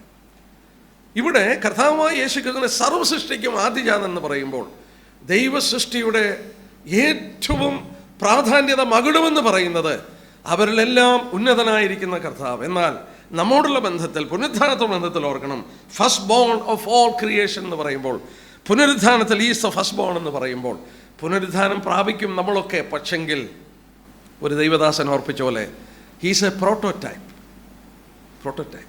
ഫസ്റ്റ് ഫ്രൂട്ട് എന്ന് പറയുമ്പോൾ ഇനിയും കൊയ്തെടുക്കാനുണ്ട്. പക്ഷെങ്കിൽ അതിൻ്റെ ആദ്യത്തെ കറ്റയാണിത്. അവൻ്റെ പുനരുത്ഥാനം നമ്മുടെ പുനരുത്ഥാനത്തിന് ഉറപ്പ് തരികയാണ്, ആദ്യ ഫലമായി പുനരുത്ഥാനം പ്രാപിച്ചപ്പോൾ. എന്നാൽ ഫസ്റ്റ് ബോൺ ഫ്രം ഡെഡ് എന്ന് പറയുമ്പോൾ നാം പുനരുത്ഥാനം പ്രാപിക്കും. ഉദാഹരണമായിട്ട് ഞാൻ ഉപയോഗിക്കുന്ന ഒരു കൊച്ചുകാര സാൻഡ്രോസ് സിംഗ്. സാൻഡ്രോസ് സിംഗ് അവരുടെ കമ്പനി ഉണ്ടാക്കുമ്പോൾ അതിൻ്റെ ഒരു പ്രോട്ടോടൈപ്പ്, അതിൻ്റെ ഒരു ടൈപ്പ് അവരുടെ കമ്പനിയിൽ ഇരിപ്പുണ്ട്. ലോകത്തിലെവിടെയും സാൻഡ്രോസ് സിംഗ് ഉണ്ടാക്കിയാൽ ആ കമ്പനിയിലിരിക്കുന്ന മോഡൽ അനുസരിച്ച് അവർ ഉണ്ടാക്കത്തുള്ളൂ, അല്ലെങ്കിൽ മോഡൽ മാറ്റണം. അതാണ് ഫസ്റ്റ് ബോൺ എന്ന വാക്കിൻ്റെ അർത്ഥം. Christ is the first born. അനേക പുത്രന്മാരെ അവനെ പോലെ ആക്കിയ he is the first born. അവനെപ്പോലെ തന്നെ ഹീ ഈസ് എ പ്രോട്ടോടൈപ്പ്. അവനെപ്പോലെ തന്നെ ഇരിക്കുന്ന അനേക പുത്രന്മാരെ ദൈവം സൃഷ്ടിക്കുമ്പോൾ, ആ പുനരുദ്ധാനം പ്രാപിച്ചു വരുമ്പോൾ നമ്മൾ യോഹന്നാൻ രേഖപ്പെടുത്തിയത്, നാം അവനെ കാണുമ്പോൾ അവനെ പോലായി മാറും. അപ്പോൾ നമ്മുടെ കർത്താവിൻ്റെ പുനരുദ്ധാനം നമുക്കറിയാം. അവന് ശരീരമുണ്ടായിരുന്നു. നമ്മുടെ ശരീരം അവൻ്റെ ശരീരം പോലാകാൻ പോവുകയാണ്. നമുക്കതിന് ഉറപ്പ് തന്നിരിക്കുകയാണ്. നമ്മൾ നേരത്തെ പഠിക്കുകയുണ്ടായി, പുനരുത്ഥാനത്തിന് ഉപയോഗിച്ചിരിക്കുന്ന, വിശുദ്ധന്മാരുടെ പുനരുത്ഥാനം ഉപയോഗിച്ചിരിക്കുന്ന വാക്ക് നിദ്ര എന്നുള്ള വാക്കാണ്. നമ്മൾ അനേക പ്രാവശ്യം അത് വായിച്ച് പഠിച്ചു. അത് ശരീരത്തിന് വേണ്ടി മാത്രം ഉപയോഗിച്ചിരിക്കുന്നതാണ്. മത്തായിയുടെ സുവിശേഷം 27-ാം അധ്യായത്തിൻ്റെ 52-ാം വാക്യം നമ്മൾ നേരത്തെ പഠിച്ചതാ, പക്ഷേ ഈ സന്ദർഭത്തിൽ ഒന്നുകൂടെ വായിക്കാം. നിദ്ര എന്നുള്ള വാക്ക് മരണത്തോടുള്ള ബന്ധത്തിൽ എന്തിനാണ് ഉപയോഗിച്ചിരിക്കുന്നത് എന്നുള്ളത് ഒന്ന് ശ്രദ്ധിച്ച് നോക്കുക. മത്തായിയുടെ സുവിശേഷം 27-ാം അധ്യായത്തിൻ്റെ 52-ാമത്തെ വാക്യം. അവിടെ നമ്മൾ വായിക്കുന്നു, ഭൂമി കുലുങ്ങി, പാറകൾ പിളർന്നു, കല്ലറകൾ തുറന്നു, നിദ്ര പ്രാപിച്ച വിശുദ്ധന്മാരുടെ ശരീരങ്ങൾ പലതും ഉയർത്തെഴുന്നേറ്റു. നിദ്ര പ്രാപിച്ച വിശുദ്ധന്മാരുടെ ശരീരങ്ങളാണ് ഉയർത്തെഴുന്നേറ്റ്. അപ്പോൾ നിദ്ര പ്രാപിച്ച വിശുദ്ധന്മാരുടെ ശരീരങ്ങൾ, നിദ്ര പ്രാപിച്ചത് ശരീരമാണ്. The body is that were slept, it is not the soul and the spirit. ആത്മാവും ദേഹിയും അല്ല ഉറങ്ങുന്നത്, ശരീരമാണ് ഉറങ്ങുന്നത്. നാം നേരത്തെ ചിന്തിച്ചു. അതുകൊണ്ടാണ് 1-ാം നൂറ്റാണ്ടിലെ ഭക്തന്മാർ അത് വിശ്വസിച്ച് ഉറങ്ങുന്ന ശരീരങ്ങളെ നിദ്രയ്ക്ക് ഏൽപ്പിച്ചു കൊടുത്ത സ്ഥലത്തിനും ഉറങ്ങുന്ന സ്ഥലമെന്ന് അവർ വിളിച്ചു. സെമിട്രി എന്ന വാക്കിൻ്റെ അർത്ഥം ഉറങ്ങുന്ന സ്ഥലമെന്നാണ്. വിശുദ്ധന്മാരുടെ ശരീരങ്ങൾ ഉറങ്ങുന്ന സ്ഥലം നമ്മൾ അറിയാം. അത് തിരുവചനത്തിൽ ഒരുപാട് വാക്യങ്ങളിലുണ്ട്. ഞാൻ ആ വാക്യങ്ങളൊന്നും എടുക്കുന്നില്ല. സ്തെഫാനെ കുറിച്ചൊക്കെ പറയുന്നു. അതിന് ശേഷം അവൻ നിദ്ര പ്രാപിച്ചു. ദാവീദ് ആ തലമുറയിൽ ദൈവത്തിൻ്റെ ആലോചനയ്ക്ക് ശുശ്രൂഷ ചെയ്ത് നിദ്ര പ്രാപിച്ചു. ഞാൻ നോക്കി തിരുവചനത്തിൽ ഒരുപാട് വാക്യങ്ങൾ. പള്ളിപ്രമാണിയുടെ മകള്, അവളെക്കുറിച്ച് അവൾ മരിച്ചിട്ടില്ല, ഉറങ്ങുകയാണ്. ഇങ്ങനെയുള്ള പദങ്ങളൊക്കെ വിശുദ്ധന്മാരുടെ മരണത്തോടുള്ള ബന്ധത്തിൽ ആവർത്തിച്ച് തിരുവചനത്തിൽ കാണുന്നുണ്ട്. നമുക്കൊരു സത്യം അറിയാം, ഉറക്കം ഉണരാൻ വേണ്ടിയുള്ളതാണ്, റീഅവേക്കനിങ്. ശരീരം ഉറക്കത്തിന് ഏൽപ്പിച്ചു കൊടുത്തെങ്കിൽ ആ ശരീരം വീണ്ടും ഉണരുമെന്നുള്ളത്, വീണ്ടും നമ്മുടെ ശരീരത്തിന് പുനരുത്ഥാന ശരീരം കിട്ടുമെന്നുള്ളതിൻ്റെ ഉറപ്പാണ്. വീണ്ടും 1 കൊരിന്ത്യർ 15-ന്റെ 14 നോക്കുക. 1 കൊരിന്ത്യർ 15-14. ഈ പുനരുത്ഥാനത്തോടുള്ള ബന്ധത്തിൽ ചിന്തിക്കുമ്പോൾ ചിലർക്കൊരു ധാരണയുണ്ട്, നമുക്ക് ഒരു ആത്മിക ശരീരം എന്ന് പറഞ്ഞാൽ എന്തോ ഒരു സ്പിരിറ്റ് പോലെയുള്ളൊരു ബോഡി കിട്ടാൻ പോവുകയാണ്, ഈ ഫിസിക്കൽ ബോഡി കിട്ടത്തില്ല എന്നൊരു ചിന്ത ചിലരുടെ മനസ്സിലുണ്ട്. 1 കൊരിന്ത്യർ 15-ാം അധ്യായം 14-ാം വാക്യം നോക്കിയാട്ടെ. ക്രിസ്തു ഉയർത്തുന്നിട്ടില്ലെങ്കിൽ ഞങ്ങളുടെ പ്രസംഗം വ്യർത്ഥം, നിങ്ങളുടെ വിശ്വാസം വ്യർത്ഥം. മരിച്ചവരുടെ പുനരുത്ഥാനം ഇല്ല എങ്കിൽ ക്രിസ്തു ഉയർത്തിട്ടില്ല, ക്രിസ്തു ഉയർത്തിട്ടില്ലെങ്കിൽ ഞങ്ങളുടെ പ്രസംഗം വ്യർത്ഥമാണ്. അതിൻ്റെ 35-ാം വാക്യം. പക്ഷെ മരിച്ചവൻ എങ്ങനെ ഉയർക്കുമെന്നും ഏത് ശരീരത്തോടെ വരുമെന്നും ചോദിക്കുന്നു. ഏത് വിധമായ ശരീരമാണ്? ഞാനത് വേറൊരു വിധത്തിൽ എടുത്തോട്ടെ. അത് നമ്മൾ താഴോട്ട് വായിക്കുമ്പോൾ ഈ വാക്യമാണ് എടുത്ത് പറയുന്നത്. പ്രാകൃത ശരീരം വിതയ്ക്കപ്പെടുന്നു, ആത്മിക ശരീരം ഉയർക്കുന്നു. 44-ാം വാക്യം നോക്കി. പ്രാകൃത ശരീരം വിതയ്ക്കപ്പെടുന്നു, ആത്മിക ശരീരം ഉയർക്കുന്നു. ആ വാക്യത്തെ ആസ്പദമാക്കി ചിലർ ചിന്തിക്കുന്നുണ്ട്, ഈ ശരീരം അങ്ങോട്ട് ഏൽപ്പിച്ചു കൊടുത്തിട്ട് ഉയർക്കുമ്പോൾ ശരീരമില്ല, എന്തോ ഒരു ആത്മീകമായ ഒരു ഗോസ്റ്റ് പോലെയുള്ള ഒരു ശരീരമാണ് ഉയർക്കുന്നതെന്നൊരു ചിന്തയുണ്ട്. നമ്മൾ ഈ ശരീരം ഉയർക്കുമെന്നുള്ളതാണ് ചിന്തിക്കുന്നത്. ഇങ്ങനെ ഒരു ചിന്താഗതി ഉള്ളതുകൊണ്ട് ഞാൻ ആ ഭാഗം ഒന്ന് ക്ലാരിഫൈ ചെയ്തോട്ടെ. പുതിയ നിയമത്തിൽ ശരീരത്തിന് ഉപയോഗിച്ചിരിക്കുന്ന ഗ്രീക്ക് വാക്ക് സോമ എന്ന വാക്കാണ്. SOMA, സോമ. ഈ വാക്ക് കർത്താവ് എടുത്ത് ഉപയോഗിച്ചിട്ടുള്ള മറ്റ് ചില ഭാഗങ്ങൾ ഞാൻ എടുത്ത് കാണിക്കാം. മത്തായിയുടെ സുവിശേഷം 6:25 എന്തുടുക്കും എന്ന് ശരീരത്തിനായിക്കൊണ്ടും, അവിടെ സോമ എന്നുള്ള വേർഡാണ്. മർക്കോസ് 5:29 ക്ഷണത്തിൽ അവളുടെ രക്തസ്രവം നിന്നു, താൻ സ്വസ്ഥതയെന്ന് അവൾ ശരീരത്തിൽ അറിഞ്ഞു, സോമ. ലൂക്കോസ് 12:4 ദേഹത്തെ കൊന്നിട്ട് പിന്നെ അധികമായി ഒന്നും ചെയ്യുവാൻ കഴിയുന്നവരെ ഭയപ്പെടേണ്ട, അവിടെയും സോമ. യോഹന്നാൻ 19:40 അവർ യേശുവിൻ്റെ ശരീരം എടുത്തു, ആ ശരീരം എന്ന വാക്ക് സോമ എന്നാണ്. ഈ വാക്കാണ് ഇപ്പം നമ്മൾ വായിച്ച ഈ 44-ാം വാക്യത്തിൽ ഇവിടെ എഴുതിയിരിക്കുന്നത്. 44-ാം വാക്യത്തിൽ അവിടെ എഴുതിയിരിക്കുന്നത് ആത്മിക ശരീരം എന്നുള്ളത് സ്പിരിച്വൽ ബോഡി എന്നാണ്. നമ്മൾ ഓർക്കണം, നാച്ചുറൽ ബോഡി സ്പിരിച്വൽ ബോഡിയായി മാറുകയാണ്. നമ്മളത് കുറച്ചുകൂടി കഴിഞ്ഞ് പഠിക്കാൻ പോവുകയാണ്. നാച്ചുറൽ ബോഡി സ്പിരിച്വൽ ബോഡി ആകുകയാണ്. നമ്മൾ ഇന്ന് ജീവിക്കുമ്പോൾ എല്ലാം ഈ പ്രകൃതിയോടുള്ള ബന്ധത്തിൽ അതിനോട് ബന്ധപ്പെട്ടാണ് നമ്മുടെ ശരീരം ഇരിക്കുന്നത്. ഇപ്പം നമുക്ക് സ്വർഗത്തിൽ ജീവിക്കാൻ ബുദ്ധിമുട്ടാണ്. എന്നാൽ ഈ ശരീരം സ്പിരിച്വൽ ബോഡിയാകാൻ പോവുകയാണ്. സ്വർഗീയമായ കാര്യങ്ങൾക്ക് വേണ്ടി അത് സ്വർഗത്തിൽ ജീവിക്കാനും ദൈവത്തോട് സംഭാഷണം നടത്താനും സംസർഗം നടത്താനും ബുദ്ധിമുട്ടില്ലാത്തൊരു ആത്മിക ശരീരം. എന്നാൽ ആ ശരീരം എന്നുള്ള വേർഡ് അവിടെയും സോമ എന്നുള്ള വേർഡ് ആണെന്നുള്ളത് പ്രത്യേകം ഓർക്കണം. അവസാനമായി ഞാൻ ഒരു കാര്യം കൂടെ പറഞ്ഞ് ഈ ഭാഗം വിടുകയാണ്. ശരീരത്തിന് പുനരുത്ഥാനം ഉണ്ടാകണം. 1 കൊരിന്ത്യർ 15-ാം അധ്യായത്തിൻ്റെ 24 തൊട്ടുള്ള വാക്യം, 24 തൊട്ടുള്ള വാക്യം എടുക്കുമ്പോൾ, അന്ന് അവൻ എല്ലാ വാഴ്ചയ്ക്കും അധികാരത്തിനും ശക്തിക്കും നീക്കം വരുത്തിയിട്ട് രാജ്യം പിതാവായ ദൈവത്തെ ഏൽപ്പിക്കും. അവൻ സകല ശത്രുക്കളെയും കാൽക്കീഴാക്കോളം വാഴേണ്ടതാകുന്നു. ഒടുക്കത്തെ ശത്രുവായിട്ട് മരണം നീങ്ങിപ്പോകും. അപ്പോൾ ഒടുക്കത്തെ ശത്രുവായിട്ട് മരണം നീങ്ങി അവൻ സകലത്തിലും വാഴണം. ഇന്ന് വാഴുന്നത് ആരാ? ഇന്ന് മരണം സകല മനുഷ്യരിലും പരന്ന് വാഴുന്നതായി റോമലേഖനം 5 നമ്മൾ വായിക്കുന്നു.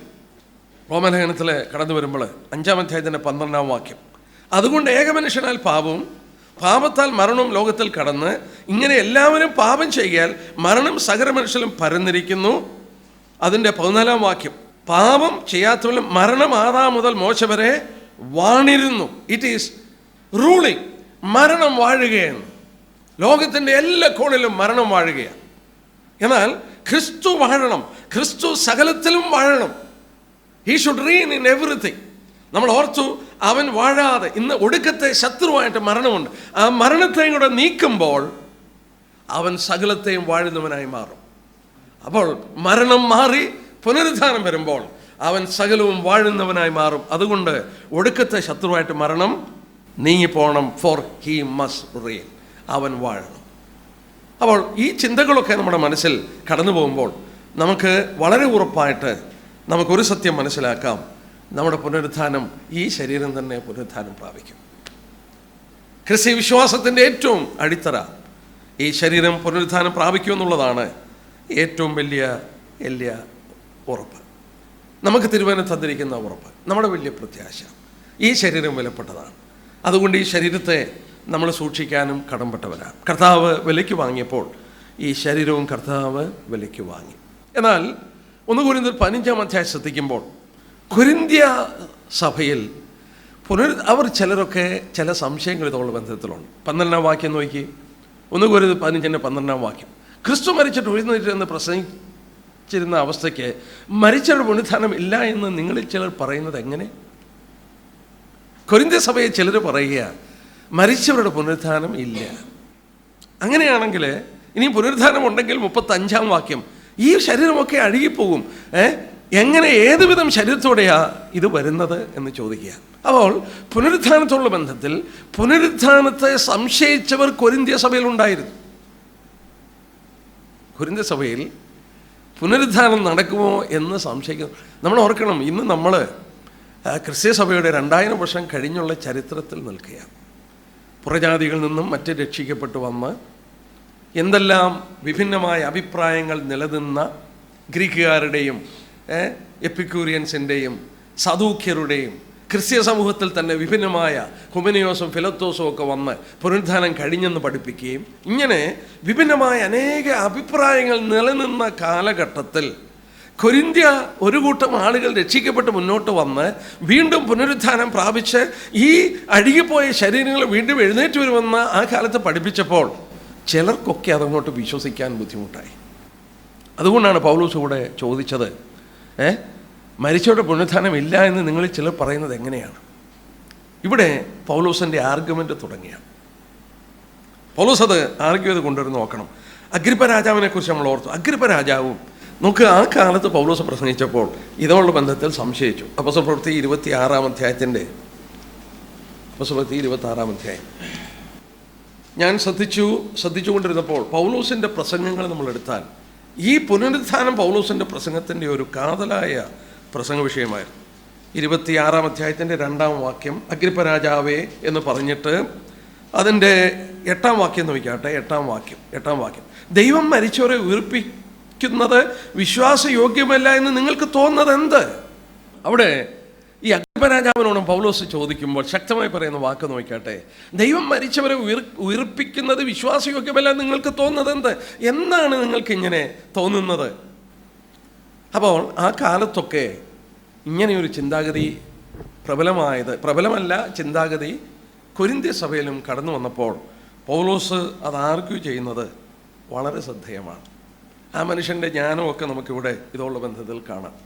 എടുത്താട്ടെ 1 കൊരിന്ത്യർ 15-ാം അധ്യായം. പൗലോസ് ഇതെങ്ങനെയാണ് തിരിച്ചവരെ തെളിയിക്കുന്നതും പഠിപ്പിക്കുന്നത്?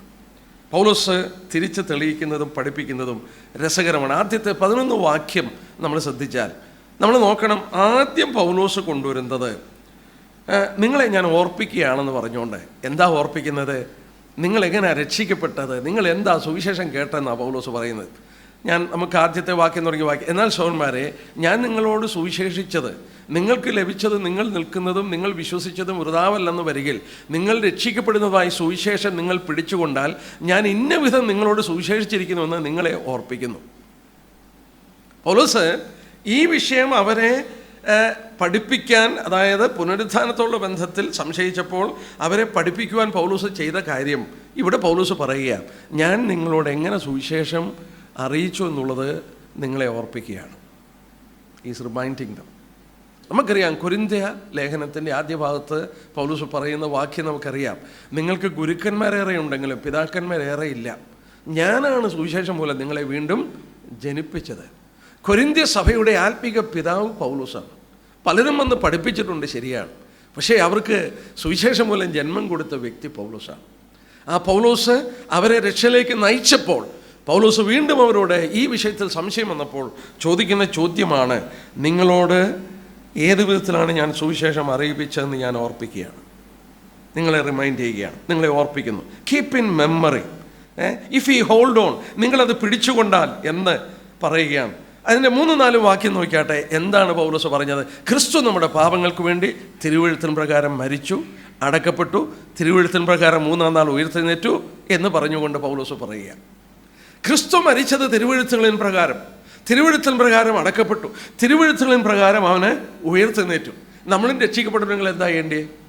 റോമാലേഖനം 10-ാം അധ്യായം നോക്കി, പൗലോസ് അന്ന് അവരോട് പ്രസംഗിച്ചു. ഇന്ന് നമ്മൾ രക്ഷിക്കപ്പെടണമെങ്കിൽ എന്താ ചെയ്യേണ്ടത്? റോമാലേഖനം 10-ാം അധ്യായത്തിൻ്റെ 9-ാം വാക്യം നോക്കിയാൽ, യേശുവിനെ കർത്താവെന്ന് വായുകൊണ്ട് ഏറ്റുപറയുകയും ദൈവനെ മരിച്ചൊന്ന് ഉയർത്തെഴുന്നേൽപ്പിച്ചെന്ന് ഹൃദയം കൊണ്ട് വിശ്വസിക്കുകയും ചെയ്താൽ നീ രക്ഷിക്കപ്പെടും. രക്ഷിക്കപ്പെടണമെങ്കിലും നമ്മൾ ഇന്നും ചെയ്യേണ്ടത് എന്താ? യേശുക്രിസ്തുവിനെ ദൈവം മരിച്ചവരിൽ നിന്ന് ഉയർത്തെഴുന്നേൽപ്പിച്ചു, അത് വിശ്വസിക്കണം. അന്ന് ഇവരും പൗലോസ് പറയുകയാണ്, നിങ്ങൾക്ക് പിതാവ് ഞാനാണ് സുവിശേഷം മൂലം നിങ്ങളെ വീണ്ടും ജനിപ്പിച്ചത്. നിങ്ങളോട് എങ്ങനെ സുവിശേഷം അറിയിച്ചു എന്നുള്ളത് നിങ്ങളെ ഓർപ്പിക്കുന്നു. നിങ്ങളത് പിടിച്ചുകൊണ്ടാൽ നന്നെന്ന് പറയുമ്പോൾ പൗലോസ് വീണ്ടും എടുത്ത് പറയുകയാണ്, ഞാൻ പറഞ്ഞത് ക്രിസ്തു നമ്മുടെ പാവങ്ങൾക്ക് വേണ്ടി തിരുവെഴുത്തിൻ പ്രകാരം മരിച്ചു, തിരുവെഴുത്തിൻ പ്രകാരം അടക്കപ്പെട്ടു, തിരുവെഴുത്തിൻ പ്രകാരം 3-ാം നാൾ ഉയർത്തെഴുന്നേറ്റു. അപ്പോൾ ഏറ്റവും അടിത്തറ ഭാഗിക്കൊടുത്തത് ക്രിസ്തു പുനരുത്ഥാനം പ്രാപിച്ചു എന്നുള്ളതാണ് അവിടെ പൗലോസ് എടുത്തു പറഞ്ഞു. നമുക്ക് മറ്റു വാക്യങ്ങൾ എടുക്കേണ്ട ആവശ്യമില്ല. തിരുവെഴുത്തുകളിൻ പ്രകാരം ഇതെല്ലാം സംഭവിച്ചു. കഴിഞ്ഞ ദിവസം ഞാൻ ഓർക്കുകയായിരുന്നു അവൻ്റെ ക്രൂശുമരണത്തോടുള്ള ബന്ധത്തിൽ കർത്താവിൻ്റെ വരവും ക്രൂശുമരണവും ഏതാണ്ട് 300 പ്രവചനങ്ങൾ നിവർത്തിക്കുകയായിരുന്നു. 300 prophecies. പ്രവാചകന്മാർ മുമ്പ് കൂട്ടി പറഞ്ഞു ഇങ്ങനെ സംഭവിക്കും. 300 പ്രവചനങ്ങൾ നിവർത്തിക്കുകയായിരുന്നു. എന്തൊരു അത്ഭുതമാണെന്ന് നോക്കിയേ. ചില വാക്യങ്ങളൊക്കെ ഞാൻ ശ്രദ്ധിച്ചിട്ട് ചിലപ്പോൾ സൺഡേയിലൊക്കെ ഞാൻ എടുക്കാറുണ്ട്. അത്ഭുതപ്പെട്ടു പോകുന്നുണ്ട് പലരും ആ ഭാഗങ്ങളൊക്കെ ശ്രദ്ധിക്കുമ്പോൾ. ഓരോ മൈന്യൂട്ട് കാര്യങ്ങൾ വരെ തിരുവചനത്തിലെടുത്ത് പറഞ്ഞിരിക്കുന്നത് അത്ഭുതമാണ്. 500 വർഷം മുമ്പ് അവൻ ജനിക്കുന്നതിന് മുമ്പ് 500 വർഷം മുമ്പ് പറഞ്ഞു അവന് ശവക്കുഴി കൊടുക്കുന്ന ദുഷ്ടന്മാരോട് കൂടെയാണ്, പക്ഷേ അവൻ സമ്പന്നന്മാരുടെ കൂടെ ആയിരിക്കും. അത് ജയൻ ഡാർബിയുടെ വിവർത്തനമൊക്കെ വായിച്ചു നോക്കിയാൽ ഭയങ്കരമാണ്. They have assigned with the wicket his grave എന്ന് പറഞ്ഞാൽ 3 പേരെ ക്രൂശിച്ചു. റോമാക്കാരെ 3 പേർക്കും കുഴിയെടുത്തു. ആ കുഴികൾ അവരെ അടക്കി. ആ ക്രൂശ് സാധാരണ അടക്കിയതിൻ്റെ മുകളിൽ കൊണ്ട് കുത്തിവെക്കും മറ്റുള്ളവർ കാണാൻ വേണ്ടി. They assigned him grave with the wicked. 3 പേരോടുകൂടെ കുഴി മാന്തി റോമാക്കാരെ. പക്ഷെങ്കിൽ ദൈവം 500 വർഷവും പറഞ്ഞു അവൻ പക്ഷേ സമ്പന്നന്മാരോട് കൂടെ ആയിരിക്കും. എന്തൊരു അത്ഭുതമാണ്! അവൻ്റെ ശിഷ്യന്മാർ സമ്പന്നന്മാരല്ല. അവർക്കൊന്നും ഈ വിധത്തിൽ സമ്പന്നന്മാരായ ഒരടക്കം കൊടുക്കാൻ നിവൃത്തിയില്ല. മാത്രമല്ല, ആരെങ്കിലും ഈ പാവപ്പെട്ട ശിഷ്യന്മാർ മുഖന്മാർ എന്ന് ചോദിച്ചാൽ ഈ ശരീരമൊന്നും വിട്ടുകൊടുക്കത്തില്ല. പക്ഷെങ്കിൽ ഒരു രഹസ്യ ശിഷ്യനുണ്ടായിരുന്നു. അവൻ ആരായിരുന്നു? മന്ത്രിയായിരുന്നു. മന്ത്രി, നമുക്കറിയാം മന്ത്രിയുടെ ഇൻഫ്ലുവൻസ്. അവൻ ചെന്ന് പീലാത്തോസിനോട് ചോദിക്കുന്നു ശരീരം. ആ ശരീരം വിട്ടുകൊടുത്തു. മന്ത്രിയായിരുന്നു. അരിമത്യയിലെ യോസേഫ് ദൈവം അവനെ ഒരുക്കുകയായിരുന്നു. അവൻ നീതിമാനായിരുന്നു, വളരെ ധനികനായിരുന്നു. He was a minister. അവന് വേണ്ടി പാറയിൽ വെട്ടിയെടുത്തൊരു കല്ലറ. ഓർക്കണം, ആ കല്ലറയിൽ ആരെയും അടക്കിയിട്ടില്ല. വലിയ ധനികൻ. അവർ അസൈൻ ചെയ്തത്, കുഴിയെടുത്തത് ദുഷ്ടന്മാരോട് കൂടെയാണ്. പക്ഷേ അവനെ അടക്കിയത് സമ്പന്നന്മാരാണ്. യോസേഫും നിക്കോദിമോസും കൂടെ വന്ന ശരീരം എടുത്തുകൊണ്ടുപോയി അടക്കുകയാണ്. നമ്മൾ ഓർക്കണം, അവൻ വന്നത് ത്രൂ എ വെർജിൻ വൂംബ്, ഒരു വെർജിൻ്റെ വൂംബ്. ആരും കിടന്നിട്ടില്ലാത്തൊരു ഗർഭപാത്രത്തിൽ കിടന്ന് ലോകത്തിലേക്ക് അവൻ വന്നു. അവൻ കടന്നു പോകുമ്പോഴും ആരെയും അടക്കിയിട്ടില്ലാത്ത എ വെർജിൻ ടൂംബ്, ആരെയും അടക്കിയിട്ടില്ലാത്തൊരു കല്ലറയിലൂടെ അവനിവിടെ നിന്ന് പുനരുത്ഥാനം പ്രാപിച്ചു പോയി. നോക്കണം, 500 വർഷം മുമ്പ് പ്രവചിച്ചാണ്. ഇതുപോലെ നമുക്ക് ചിന്തിച്ചാൽ അത്ഭുതം തോന്നുന്ന വിധത്തിൽ അവൻ്റെ മരണസമയത്തുള്ള ബന്ധത്തിൽ 300 പ്രവചനങ്ങളെ നിവർത്തിച്ചുകൊണ്ട് പൗലോസോട് പറയുക, തിരുവെഴുത്തുകളിൻ പ്രകാരം മരിച്ച് തിരുവെഴുത്തുകളിൻ പ്രകാരം അടക്കപ്പെട്ടു, തിരുവെഴുത്തിൻ പ്രകാരം അവൻ ഉയർത്തെഴുന്നേറ്റു. അവിചാരിതമല്ല, ദൈവം തന്നെ സ്ഥിരനിർണയത്താലും മുന്നറിവിനാൽ അവനെ ഏൽപ്പിച്ചു കൊടുക്കുകയായിരുന്നു. അവൻ ശ്രദ്ധിച്ചുകൊണ്ടിരുന്നു ആ പ്രവചനങ്ങൾ ഓരോന്നും നിവർത്തിക്കപ്പെടാൻ. ആ കർത്താവിൻ്റെ മഹത്വം അത് പൗലോസ് ഇവിടെ ഓർപ്പിക്കുകയാണ്. നിങ്ങൾ ഇന്ന് നമ്മളും രക്ഷിക്കപ്പെടണമെങ്കിൽ നമ്മളത് വിശ്വസിച്ചെങ്കിലേ സാധിക്കുള്ളൂ. രണ്ടാമത് പൗലോസ് ഇവരെ ഓർപ്പിക്കുക മാത്രമല്ല, 2-3 വാക്യം നോക്കിയാട്ടെ. 2-3 ആ മെസ്സേജ് പൗലോസ് ഓർപ്പിച്ചു. ക്രിസ്തു നമ്മുടെ പാവങ്ങൾക്ക് വേണ്ടി തിരുവെഴുത്തിൻ പ്രകാരം മരിച്ചു, അടക്കപ്പെട്ടു, തിരുവെഴുത്തിൻ പ്രകാരം 3-ാം നാൾ ഉയർത്തെഴുന്നേറ്റു എന്ന് പറഞ്ഞിട്ട് പിന്നെ പൗലോസ് ചെയ്യുന്നത് എന്നാണെന്നറിയാമോ? ഇത്രയും പറഞ്ഞു. അതായത് കൊരിന്ത്യ സഭയിലുള്ള ഇവർ രക്ഷിക്കപ്പെട്ടവരാണ്. കൊരിന്ത്യ സഭയിലുള്ളവർ ഈ വിശ്വാസം അർപ്പിച്ച് ക്രിസ്തു മരിച്ചു എഴുന്നേറ്റു എന്ന് പൗലോസ് പ്രസംഗിച്ചപ്പോൾ അത് വിശ്വസിച്ച് രക്ഷിക്കപ്പെട്ടവരാണ്. ആ രക്ഷിക്കപ്പെട്ടവരോട് പൗലോസ് ഇനിയും തെളിയിക്കുന്ന എന്നാണെന്നറിയാമോ? 4-ാം വാക്യം തുടങ്ങി നോക്കി. ക്രിസ്തുവിൻ്റെ പുനരുത്ഥാനത്തിൻ്റെ സാക്ഷികളെ നിരത്തി വെക്കുക. കേഫാവിനും പിന്നെ 12 പേർക്കും പ്രത്യക്ഷനായി. എന്തിനാ ഇത് കൊണ്ടുവരുന്നത്? ക്രിസ്തു പുനരുത്ഥാനം പ്രാപിച്ചിട്ടുണ്ടെങ്കിൽ നിങ്ങളുടെ പുനരുത്ഥാനം നടക്കും. അതുകൊണ്ട് ക്രിസ്തുവിൻ്റെ പുനരുത്ഥാനത്തെ പൗലോസ് കൊണ്ടുവന്ന് അരക്കെട്ടുറപ്പിച്ച ശേഷമാണ് നമ്മുടെ പുനരുത്ഥാനം നടക്കുമെന്ന് പൗലോസ് കൊരിന്ത്യരോട് സംശയിച്ചവരോട് തെളിയിച്ചു കൊടുക്കുന്നത്. പൗലോസിൻ്റെ ലോജിക്കൽ അപ്രോച്ച്, താത്വികമായ ചിന്താഗതികളിലൂടെ പൗലോസ് അടുക്കുകയാണ്. നോക്കണം, പൗലോസ് ഈ ഭാഗം പൗലോസ് കൊണ്ടുവരുമ്പോൾ നമ്മൾ ഓർക്കണം, അന്ന് 1-ാം നൂറ്റാണ്ടിൽ ഈ കർത്താവ് മരിച്ച് ഉയർത്ത് കണ്ട മനുഷ്യർ ജീവിച്ചിരിക്കുക. നമുക്കറിയാം, വിറ്റ്നസ്സസിനെ ഒന്നും 2-3 സാക്ഷികളുടെ വാമൊഴിയാൽ ഏത് കാര്യവും ഉറപ്പാകുമെന്ന് തിരുവചനത്തിലുണ്ട്. സാക്ഷികൾ ദൈവം വളരെ എംഫസൈസ് കൊടുക്കുന്നു. ഞാൻ കഴിഞ്ഞിടെ വായിക്കുകയായിരുന്നു, ലോകത്തിൽ യഹൂദന്മാരുടെ ഹോളോകോസ്റ്റ്, 2-ാം ലോകയുദ്ധകാലത്ത് ഹിറ്റ്ലർ 60 ലക്ഷം യഹൂദന്മാരെ കൊന്നു എന്നുള്ളത് നിഷേധിക്കുന്ന ഒരു ലോകത്തിലുണ്ട്. നമുക്കറിയാം, നിഷേധിക്കുന്നവരുണ്ട്. കഴിഞ്ഞ ഭരണകർത്താവ് ഇറാൻ്റെ പ്രസിഡന്റ് അഹമ്മദ് ജാനി ഹോളോകോസ്റ്റ് എന്ന് പറയുന്നത് നടന്നിട്ടില്ല എന്ന് പഠിപ്പിക്കുകയും ചെയ്യുന്ന മനുഷ്യനാണ്. അങ്ങനെ വിശ്വസിക്കുന്ന ഒത്തിരി പേരുണ്ട്. എന്നാൽ ഇന്ന് നമ്മൾ ജീവിച്ചിരിക്കുന്ന ഇന്ന് നാസി കോൺസെൻട്രേഷൻ ക്യാമ്പിൽ ഈ ഹോളോകാസ്റ്റിനകത്തൂടെ കടന്നുപോയ ഈ അനുഭവത്തിലൂടെ കടന്നുപോയവരൊന്നും ജീവിച്ചിരിപ്പുണ്ട്. 1981 യെരുശലേമിൽ വെച്ച് 4 ദിവസത്തേക്ക് ഈ ഹോളോകാസ്റ്റ്, ഈ ഭയങ്കരമായ ഈ മരണത്തിൽ നിന്ന് രക്ഷപ്പെട്ടവരുടെ ഒരു മീറ്റിംഗ് നടത്തി. 4 ദിവസം നീണ്ടു നിൽക്കുന്ന യെരുശലേമിൽ 10,000 പേരോളം പങ്കെടുത്തു. ഹോളോകോസ്റ്റ് സർവേസ്, അതായത് ആ ഭീകര മരണത്തിൽ നിന്ന് രക്ഷപ്പെട്ട 10,000 പേർ 1981 4 ദിവസം യെരുശലേമിൽ ഗ്യാദർ ചെയ്തു. അതിൽ ഒരാൾ പറഞ്ഞ വാക്ക്, ഏർണസ്റ്റ് മൈക്കൽ, അദ്ദേഹം ഔസ്വിച്ച് അതുപോലെ ബുക്കൻവാർഡ് കോൺസെൻട്രേഷൻ ക്യാമ്പിൽ നിന്ന് രക്ഷപ്പെട്ടു വന്ന അദ്ദേഹം പറഞ്ഞ വാക്ക് ഞാൻ കുറിച്ചെടുക്കുകയുണ്ടായി. ദീസ് ഹാൻഡ്സ്, അദ്ദേഹം കരങ്ങൾ നീട്ടിപ്പിടിച്ചു, these hands have carried off for burial more corpses than I can ever remember and some say holocaust never happen, we know we are were there. ഈ കരങ്ങൾ എണ്ണുവാൻ കഴിഞ്ഞതിലുപരിയായിട്ടുള്ള ആളുകളുടെ ശവശരീരങ്ങളെ എടുത്തുകൊണ്ടുപോയി കുഴിച്ചിട്ടിട്ടുണ്ട്.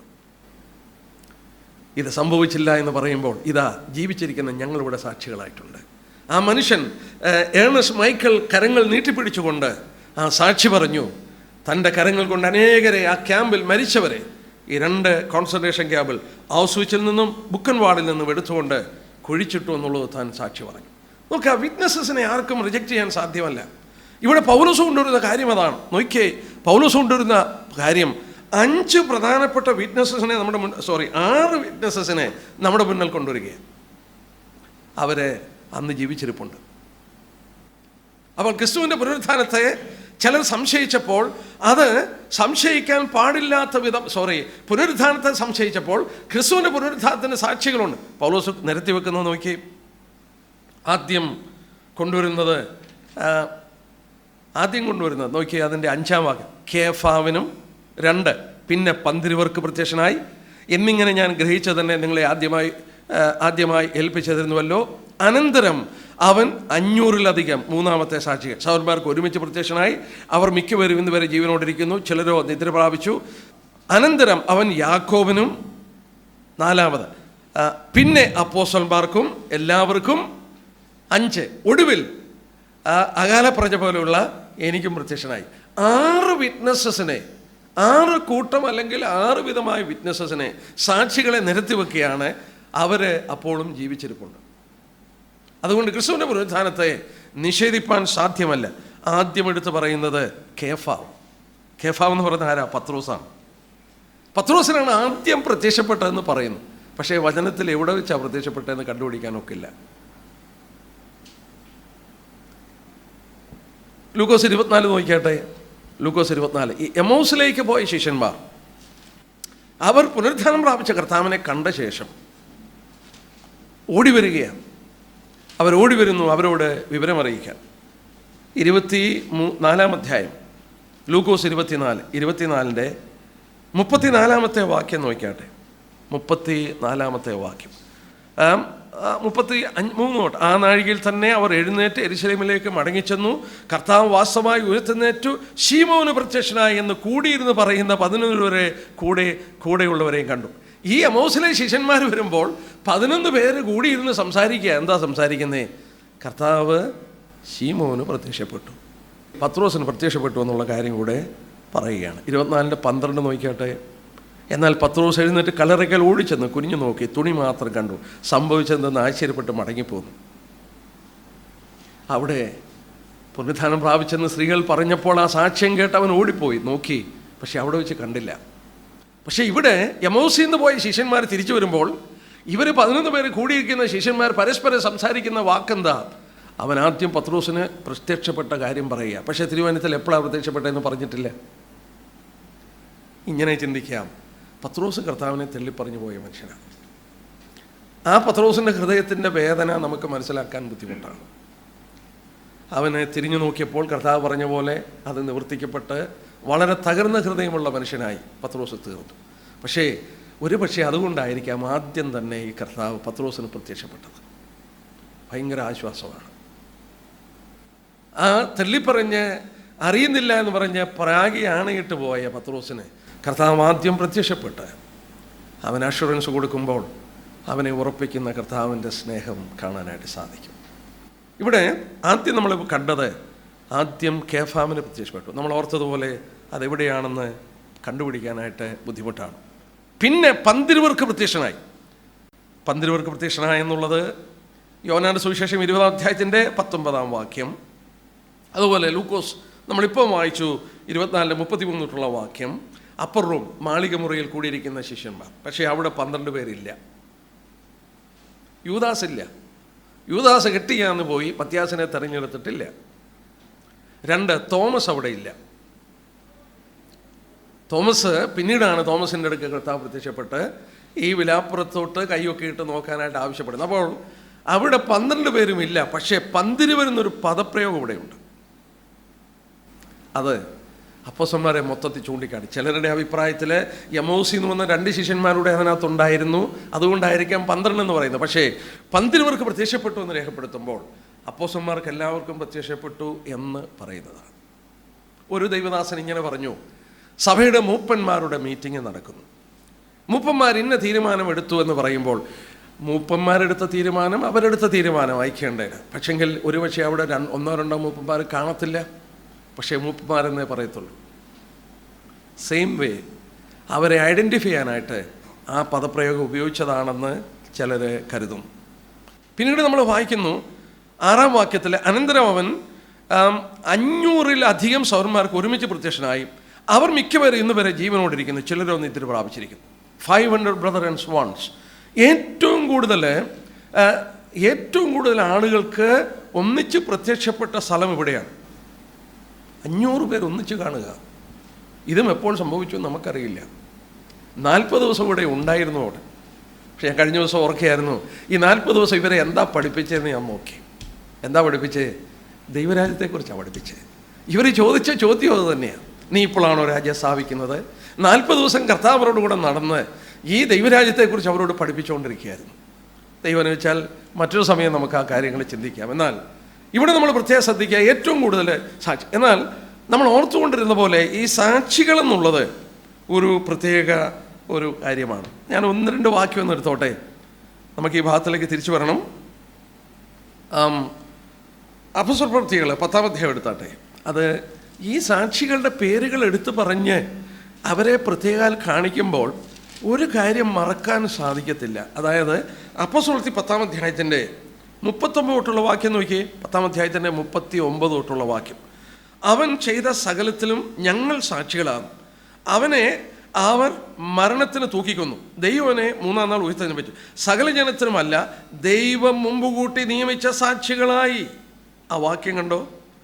ദൈവം മുമ്പ് കൂട്ടി നിയമിച്ച സാക്ഷികളായി അവൻ മരിച്ചൊന്നു ഉയർത്തേറ്റ ശേഷം അവനോടുകൂടെ തിന്നുകുടിച്ചവരായി ഞങ്ങൾക്ക് തന്നെ പ്രത്യക്ഷനായിരിക്കുന്നു. അപ്പോൾ ഈ വാക്ക് ശ്രദ്ധിച്ചാട്ടെ, ദൈവം മുമ്പ് കൂട്ടി നിയമിച്ച സാക്ഷികൾ. God has appointed dum before hand. അവരെ മുമ്പ് കൂട്ടി ദൈവം നിശ്ചയിച്ചിരിക്കുകയായിരുന്നു. മറ്റൊരു വാക്യം നോക്കിയാട്ടെ, ലൂക്കോസ് 24-ാം അധ്യായത്തിൻ്റെ 46-47 കർത്താവ് പറയുന്ന വാക്ക്. ക്രിസ്തു കഷ്ടമനുഭവിച്ച് 3-ാം നാൾ മരിച്ചവരിൽ നിന്ന് ഉയർത്തു നിൽക്കുകയും അവൻ്റെ നാമത്തിൽ മാനസാന്തരവും പാപമോചനവും യെരൂശലേമിൽ തുടങ്ങി സകല ജാതികളിലും പ്രസംഗിക്കണം എന്നിങ്ങനെ എഴുതിയിരിക്കുന്നു. ഇതിന് നിങ്ങൾ സാക്ഷികൾ. ഇതിന് നിങ്ങൾ സാക്ഷികൾ. ദൈവം മുമ്പ് കൂട്ടി നിയമിച്ച സാക്ഷികൾ. അപ്പോൾ ഈ പ്രത്യക്ഷപ്പെട്ട ആളുകൾക്കൊക്കെ നമ്മൾ ഓർക്കണം, ഞാൻ മുമ്പും പറഞ്ഞിട്ടുണ്ട്, കർത്താവിൻ്റെ പുനരുത്ഥാന ശേഷം ഒരു അവിശ്വാസിയും കർത്താവിനെ കണ്ടിട്ടില്ല. പുനരുത്ഥാന ശരീരത്തിൽ ഒരു അവിശ്വാസിയും കർത്താവിനെ കണ്ടിട്ടില്ല. കർത്താവിനെ കണ്ടിരിക്കുന്ന മുഴുവൻ അവനിൽ വിശ്വസിച്ച അവൻ്റെ ശിഷ്യന്മാരും അവൻ്റെ ജനങ്ങൾ മാത്രമാണ്. 500-ൽ-അധികം പേർക്ക് ഒന്നിച്ച് പ്രത്യക്ഷപ്പെട്ടു. പിന്നീട് ഒരാളെ എടുത്തു പറയുന്നു. ആരെയാന്ന് നോക്കിയേ, 7-ാം വാക്യത്തിൽ. അനന്തരം അവൻ യാക്കോബിനും. ഏത് യാക്കോബായത്? കർത്താവിൻ്റെ സഹോദരനായ യാക്കോബാണ്. നമ്മൾ തിരുവചനം പഠിച്ചു നോക്കിയാൽ അവർ ജീവിച്ചിരിക്കുമ്പോൾ കർത്താവ് വിശ്വസിച്ചിരുന്നില്ല. യോഹന്നാന്റെ സുവിശേഷം 7-ാം അധ്യായം നോക്കി. യോഹന്നാന്റെ സുവിശേഷം 7-ാം അധ്യായത്തിൻ്റെ 5-ാം വാക്യം, 7-ന്റെ 5-ാമത്തെ വാക്യം. അവൻ്റെ സഹോദരന്മാരും അവനിൽ വിശ്വസിച്ചില്ല. അവൻ്റെ സഹോദരന്മാർ അവനിൽ വിശ്വസിച്ചില്ല. എന്നാൽ കർത്താവിൻ്റെ മരണപുനരുത്ഥാന ശേഷം ഈ മാളിക മുറിയിൽ കൂടിയിരിക്കുമ്പോൾ 1-ാം അധ്യായം നോക്കിയേ. അപ്പോസ്തലപ്രവൃത്തി 1-ാം അധ്യായം 1-ാം അധ്യായത്തിൻ്റെ 13-14 വാക്യം. 13-14. അവൻ പത്രോസ് മാളിക മുറിയിൽ എത്തിയപ്പോൾ അവൻ പാർത്ത മാളിക മുറിയിൽ കയറിപ്പോയി. പത്രോസ്, യോഹന്നാൻ, യാക്കോബ്, അന്ത്രയോസ്, ഫിലിപ്പോസ്, തോമസ്, ബർത്തലോമോയി, മത്തായി, ആൽഫയുടെ മകനായ യാക്കോബ്, എരിവുകാരനായ ശിമോൻ, യാക്കോബിൻ്റെ സഹോദരനായ യൂദ, അവരെല്ലാവരും സ്ത്രീകളോടും യേശുവിൻ്റെ അമ്മയായ മറിയോടും അവൻ്റെ സഹോദരന്മാരോടും കൂടെ ഒരുമനപ്പെട്ട് പ്രാർത്ഥന കഴിച്ചു പോന്നു. അവൻ്റെ സഹോദരന്മാരോട് കൂടെ ഒരുമനപ്പെട്ട് പ്രാർത്ഥന കഴിച്ചു പോന്നു. അപ്പോൾ യാക്കോബ് തീർച്ചയായിട്ടും അവിടെ ഉണ്ടായിരുന്നു. ജീവിച്ചിരുന്നപ്പോൾ ഈ യേശുവിൽ കർത്താവ് സഹോദരന്മാർ വിശ്വസിച്ചില്ല. അവൻ്റെ ഒരു സാധാരണ മനുഷ്യനാണെന്ന് പലപ്പോഴും അവർ ചിന്തിച്ച് കാണും. എന്നാൽ അവൻ്റെ മരണസമയം തന്നെ അസാധാരണമായ പല സംഭവങ്ങൾ അവിടെ നടക്കുകയുണ്ടായി. വീണ്ടും നമുക്ക് നോക്കാം. ഗലാത്യലേഖനം 1:19 ഈ പേര് കാണുന്നുണ്ട്. 19-ാമത്തെ വാക്യം. അവിടെ എന്നാൽ കർത്താവിൻ്റെ സഹോദരനായ യാക്കോബ് അല്ലാതെ അപ്പോസ്തലന്മാരിൽ വേറൊരുവരെയും കണ്ടില്ല. കർത്താവിൻ്റെ സഹോദരനായ യാക്കോബ്. ഈ യാക്കോബാണ് നമുക്ക് യാക്കോബിൻ്റെ ലേഖനം എഴുതി തന്നിരിക്കുന്നത്. കർത്താവിൻ്റെ സഹോദരനായ യാക്കോബ്. അപ്പം യാക്കോബിന് പ്രത്യക്ഷപ്പെട്ടു. പിന്നീട് അപ്പോസ്തലന്മാർക്ക് എല്ലാവർക്കും പ്രത്യക്ഷനായി. അപ്പോസ്തലന്മാർക്ക് ഓൾ ദ അപ്പോസ്റ്റൽസ് 3 സന്ദർഭങ്ങൾ കണ്ടുപിടിക്കാൻ സാധിക്കുന്നുണ്ട്. മത്തായിയുടെ സുവിശേഷം 28:16. അവിടെ കർത്താവ് അവർക്ക് പ്രത്യക്ഷപ്പെട്ട് ഗലീല മലയുടെ ഭാഗത്ത് വെച്ച് അവർക്ക് ഗ്രേറ്റ് കമ്മീഷൻ കൊടുക്കുന്നു. നിങ്ങൾ ഭൂമിയുടെ അറ്റത്തോളം പോയി സുവിശേഷം അറിയിച്ച് വിശ്വസിക്കുന്നവരെ ശാനപ്പെടുത്തി ശിഷ്യന്മാരാക്കുവാനായിട്ട് ആവശ്യപ്പെടുന്ന കമ്മീഷൻ മത്തായി 28:16 കൊടുക്കുന്നുണ്ട്. 2, അപ്പോസ്തലപ്രവൃത്തി 1-ാം അധ്യായത്തിൻ്റെ 13 തൊട്ടുള്ള വാക്യം വായിക്കുമ്പോൾ അവിടെ ഒലിമലയിൽ വെച്ച് കർത്താവ് അവർക്ക് നിങ്ങൾ എന്നോട് കേട്ട വാഗ്ദത്തത്തിനായി കാത്തിരിക്കാനായിട്ട് ആവശ്യപ്പെടുന്നുണ്ട്, പരിശുദ്ധാത്മാവിനെ കുറിച്ച്. 3-ാമത് യോഹന്നാന്റെ സുവിശേഷം 21-ാം അധ്യായത്തിൽ തിബിരിയോസ് കടൽക്കരയിൽ വെച്ച് നാം വായിക്കുന്നു, എൻ്റെ ആടുകളെ മേയ്ക്കുവാനായിട്ട് അവരോട് ആവശ്യപ്പെടുന്നത് കാണുന്നു. 3 പ്രാവശ്യമെങ്കിലും ഈ ശിഷ്യന്മാർക്ക് അപ്പോസ്തലന്മാർക്ക് പ്രത്യക്ഷപ്പെട്ടതായിട്ട് നമുക്ക് ട്രേസ് ചെയ്യാനായിട്ട് സാധിക്കുന്നു. ഒടുവിൽ അകാലപ്രജ പോലെയുള്ള എനിക്കും പ്രത്യക്ഷനായി. അകാലപ്രജ എന്ന് പറയുന്നത് ഇവിടെ ഉപയോഗിച്ചിരിക്കുന്നത് മാസം തികയാതെ പ്രസവിക്കുന്ന കുട്ടിയുടെ ആശയമാണ് എഴുതിയിരിക്കുന്നത്. പൗലോസ് ദൈവകുടുംബത്തിൽ വീണ്ടും ജനിച്ചു. പക്ഷേ പൗലോസിന് ആ വീണ്ടും ജനത്തെക്കുറിച്ച് സംശയമില്ലെങ്കിലും പൗലോസ് ഈ കുടുംബത്തിൽ ജനിച്ചത് ഒരു അകാലപ്രജ പോലെയാണെന്ന് ചിന്തിക്കുമ്പോൾ ദൈവസഭയെ ഉപദ്രവിച്ചും ക്രിസ്തുവിനെതിരായി ഭീഷണി പറഞ്ഞും സ്തെഫാനോസിനെ കൊല്ലുമ്പോൾ അവരോട് ചേർന്ന് അവരുടെ വസ്ത്രം സൂക്ഷിച്ചും ഇങ്ങനെ നടന്ന് ഞാൻ രക്ഷിക്കപ്പെട്ട് ദൈവസഭയുടെ അംഗമായി തീരുക എന്നുള്ളത് പൗലോസിന് ചിന്തിക്കാൻ ബുദ്ധിമുട്ടാണ്. ആ പൗലോസ് അതുകൊണ്ട് പറയുകയാണ്, അകാല പ്രജ പോലെ ഒടുവിൽ എനിക്കും പ്രത്യക്ഷനായി. പൗലോസ് ഇതെന്തിനാ കൊണ്ടുവന്നത്? 6 കൂട്ടം ആളുകളെ വിറ്റ്നസസ് ക്രിസ്തു ഉയർത്തിനേറ്റിട്ടുണ്ട് എന്നുള്ളത് തെളിയിക്കുകയാണ്. ഇനിയും അത് മുന്നോട്ട് കൊണ്ടുവച്ചിട്ട് പൗലോസ് 12 തൊട്ടുള്ള വാക്യം, നമുക്കത് ഡീറ്റെയിൽ ആയിട്ട് അടുത്ത ദിവസം പഠിക്കാനൊക്കെ ഉള്ളൂ. 12 തൊട്ട് 19 വരെയുള്ള വാക്യം എടുക്കുമ്പോൾ consequences if Christ is not raised, ക്രിസ്തു ഉയർത്തിട്ടില്ലെങ്കിൽ അതിൻ്റെ ഭവിഷ്യത്തുകൾ. വീണ്ടും 7 further consequence if Christ is not raised, 14 തൊട്ട് 19 വരെ ക്രിസ്തു ഉയർത്തിട്ടില്ലെങ്കിൽ വീണ്ടും അതിൻ്റെ ഭവിഷ്യത്തുകൾ എന്താണ്? അപ്പം ക്രിസ്തു ഉയർത്തിട്ടുണ്ട്. ആ ഉയർപ്പ് 20 തൊട്ടുള്ള വാക്യത്തിൽ consequences since Christ is raised, ക്രിസ്തു ഉയർത്തതിനാൽ നമുക്ക് ലഭിച്ചിരിക്കുന്ന അനുഗ്രഹങ്ങൾ എന്ന് പറഞ്ഞുകൊണ്ട് 20-ാം വാക്യം തുടങ്ങി പൗലോസ് ഓർപ്പിക്കുകയാണ്. നമുക്ക് ഇവിടെ നിർത്താം.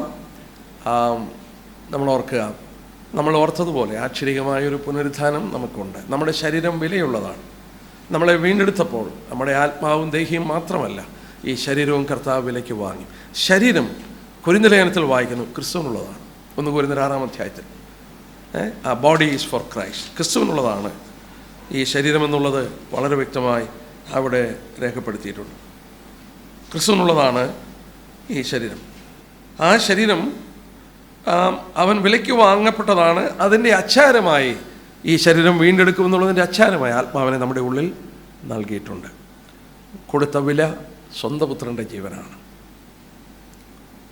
മാത്രമല്ല വീണ്ടെടുപ്പിൻ്റെ പൂർത്തീകരണം അത് ഈ ശരീരം വീണ്ടെടുത്ത് ഈ ആത്മാവും ദേഹ്യമായിട്ട് ചേരുമ്പോൾ മാത്രമാണ്. ശരീരം ലഭിച്ചില്ലെങ്കിൽ നമ്മൾ ഓർത്തതുപോലെ ഉടുപ്പില്ലാതിരിക്കുന്ന ഒരവസ്ഥയിലാണ് ആത്മാവും ദേഹിയും ഇരിക്കുന്നത്. അവർ വാഞ്ചിക്കുകയാണ് ആ പുനരുത്ഥാനം പ്രാപിച്ച ശരീരം ലഭിക്കാൻ വേണ്ടി. ആ പുനരുത്ഥാനം പ്രാപിക്കുമെന്നുള്ളതിൻ്റെ ഏറ്റവും വലിയ ഉറപ്പ് ക്രിസ്തു പുനരുത്ഥാനം പ്രാപിച്ചിട്ടുണ്ട്. അവൻ മരിച്ചവരിൽ നിന്ന് ആദ്യഫലമായി പുനരുത്ഥാനം പ്രാപിച്ചു. മാത്രമല്ല നാം പുനരുത്ഥാനം പ്രാപിക്കുമ്പോൾ ക്രിസ്തു നിദ്ര കൊണ്ടവരിൽ ആദ്യ ഫലമെന്ന് മാത്രമല്ല ആദ്യനായി പുനരുത്ഥാനം പ്രാപിച്ചു. First born, we are going to be like him. നമ്മുടെ പ്രത്യാശ വലുതാണ്. പുതിയ നിയമ വിശുദ്ധന്മാരുടെ പ്രത്യാശയാണ് ആശ്ചര്യമായി ഈ ശരീരം പുനരുത്ഥാനം പ്രാപിക്കും. ക്രിസ്തീയ ഉപദേശത്തിൻ്റെ കാതലായ ഒരു ഉപദേശമാണ് ഈ ശരീരം പുനരുത്ഥാനം പ്രാപിക്കും എന്നുള്ളത്. നമുക്ക് അതുകൊണ്ട് ദൈവത്തെ നന്ദിയോടുകൂടെ സ്നേഹിക്കുകയും സ്തുതിക്കുകയും ചെയ്യാം. അവൻ്റെ വലിയ നാമം മഹത്വപ്പെട്ട് പ്രാർത്ഥിക്കാം. സ്വർഗീയ പിതാവേ, ഞങ്ങൾ അവിടുത്തെ നന്ദിയോടെ സ്തുതിക്കും. പുനരുത്ഥാനത്തുള്ള ബന്ധത്തിൽ ഞങ്ങൾ വീണ്ടും ശ്രദ്ധിക്കുകയായിരുന്നു. കർത്താവെ, ലോകത്തിൽ അനേക വിവിധമായ ഉപദേശമുണ്ട്. പല മതങ്ങളും പലതും പഠിപ്പിക്കുന്നുണ്ട്. ഞങ്ങൾക്ക് വളരെ ഉറപ്പുണ്ട്, ഞങ്ങൾ ഓർത്തതുപോലെ ഞങ്ങളുടെ ശരീരങ്ങൾ അങ്ങ് വിലയ്ക്ക് വാങ്ങിച്ചതാണ്. ഇതിൻ്റെ വീണ്ടെടുപ്പിൻ്റെ അച്ചാരമായി വാഗ്ദത്തത്തിൻ്റെ പരിശുദ്ധാത്മാവിനാൽ ഞങ്ങൾ മുദ്രയിടപ്പെട്ടിരിക്കുകയാണ്. ആത്മാവിനെ അച്ചാരമായി നൽകിയതാണ് ഈ ശരീരം വീണ്ടെടുക്കുമെന്നുള്ള വലിയ ഉറപ്പ് ഞങ്ങൾക്ക് തന്നിരിക്കാൻ നന്ദിയോടെ സ്തോത്രം. കർത്താവിൻ്റെ പുനരുത്ഥാനമാണ് അതിനാധാരമായിരിക്കുന്നത്. ക്രിസ്തു പുനരുത്ഥാനം പ്രാപിച്ചിട്ടുണ്ടെന്നുള്ളതിന് തർക്കമില്ല. ഞങ്ങൾ ഓർത്തതുപോലെ പൗലോസ് അനേക ലേഖനം എഴുതുമ്പോൾ അങ്ങ് പ്രത്യക്ഷപ്പെട്ടവരുടെ, അങ്ങയുടെ പുനരുത്ഥാനത്തിന് സാക്ഷികളായവരുടെ നീണ്ടൊരു പട്ടിക തന്നെ നിരത്തി വെക്കുകയാണ്.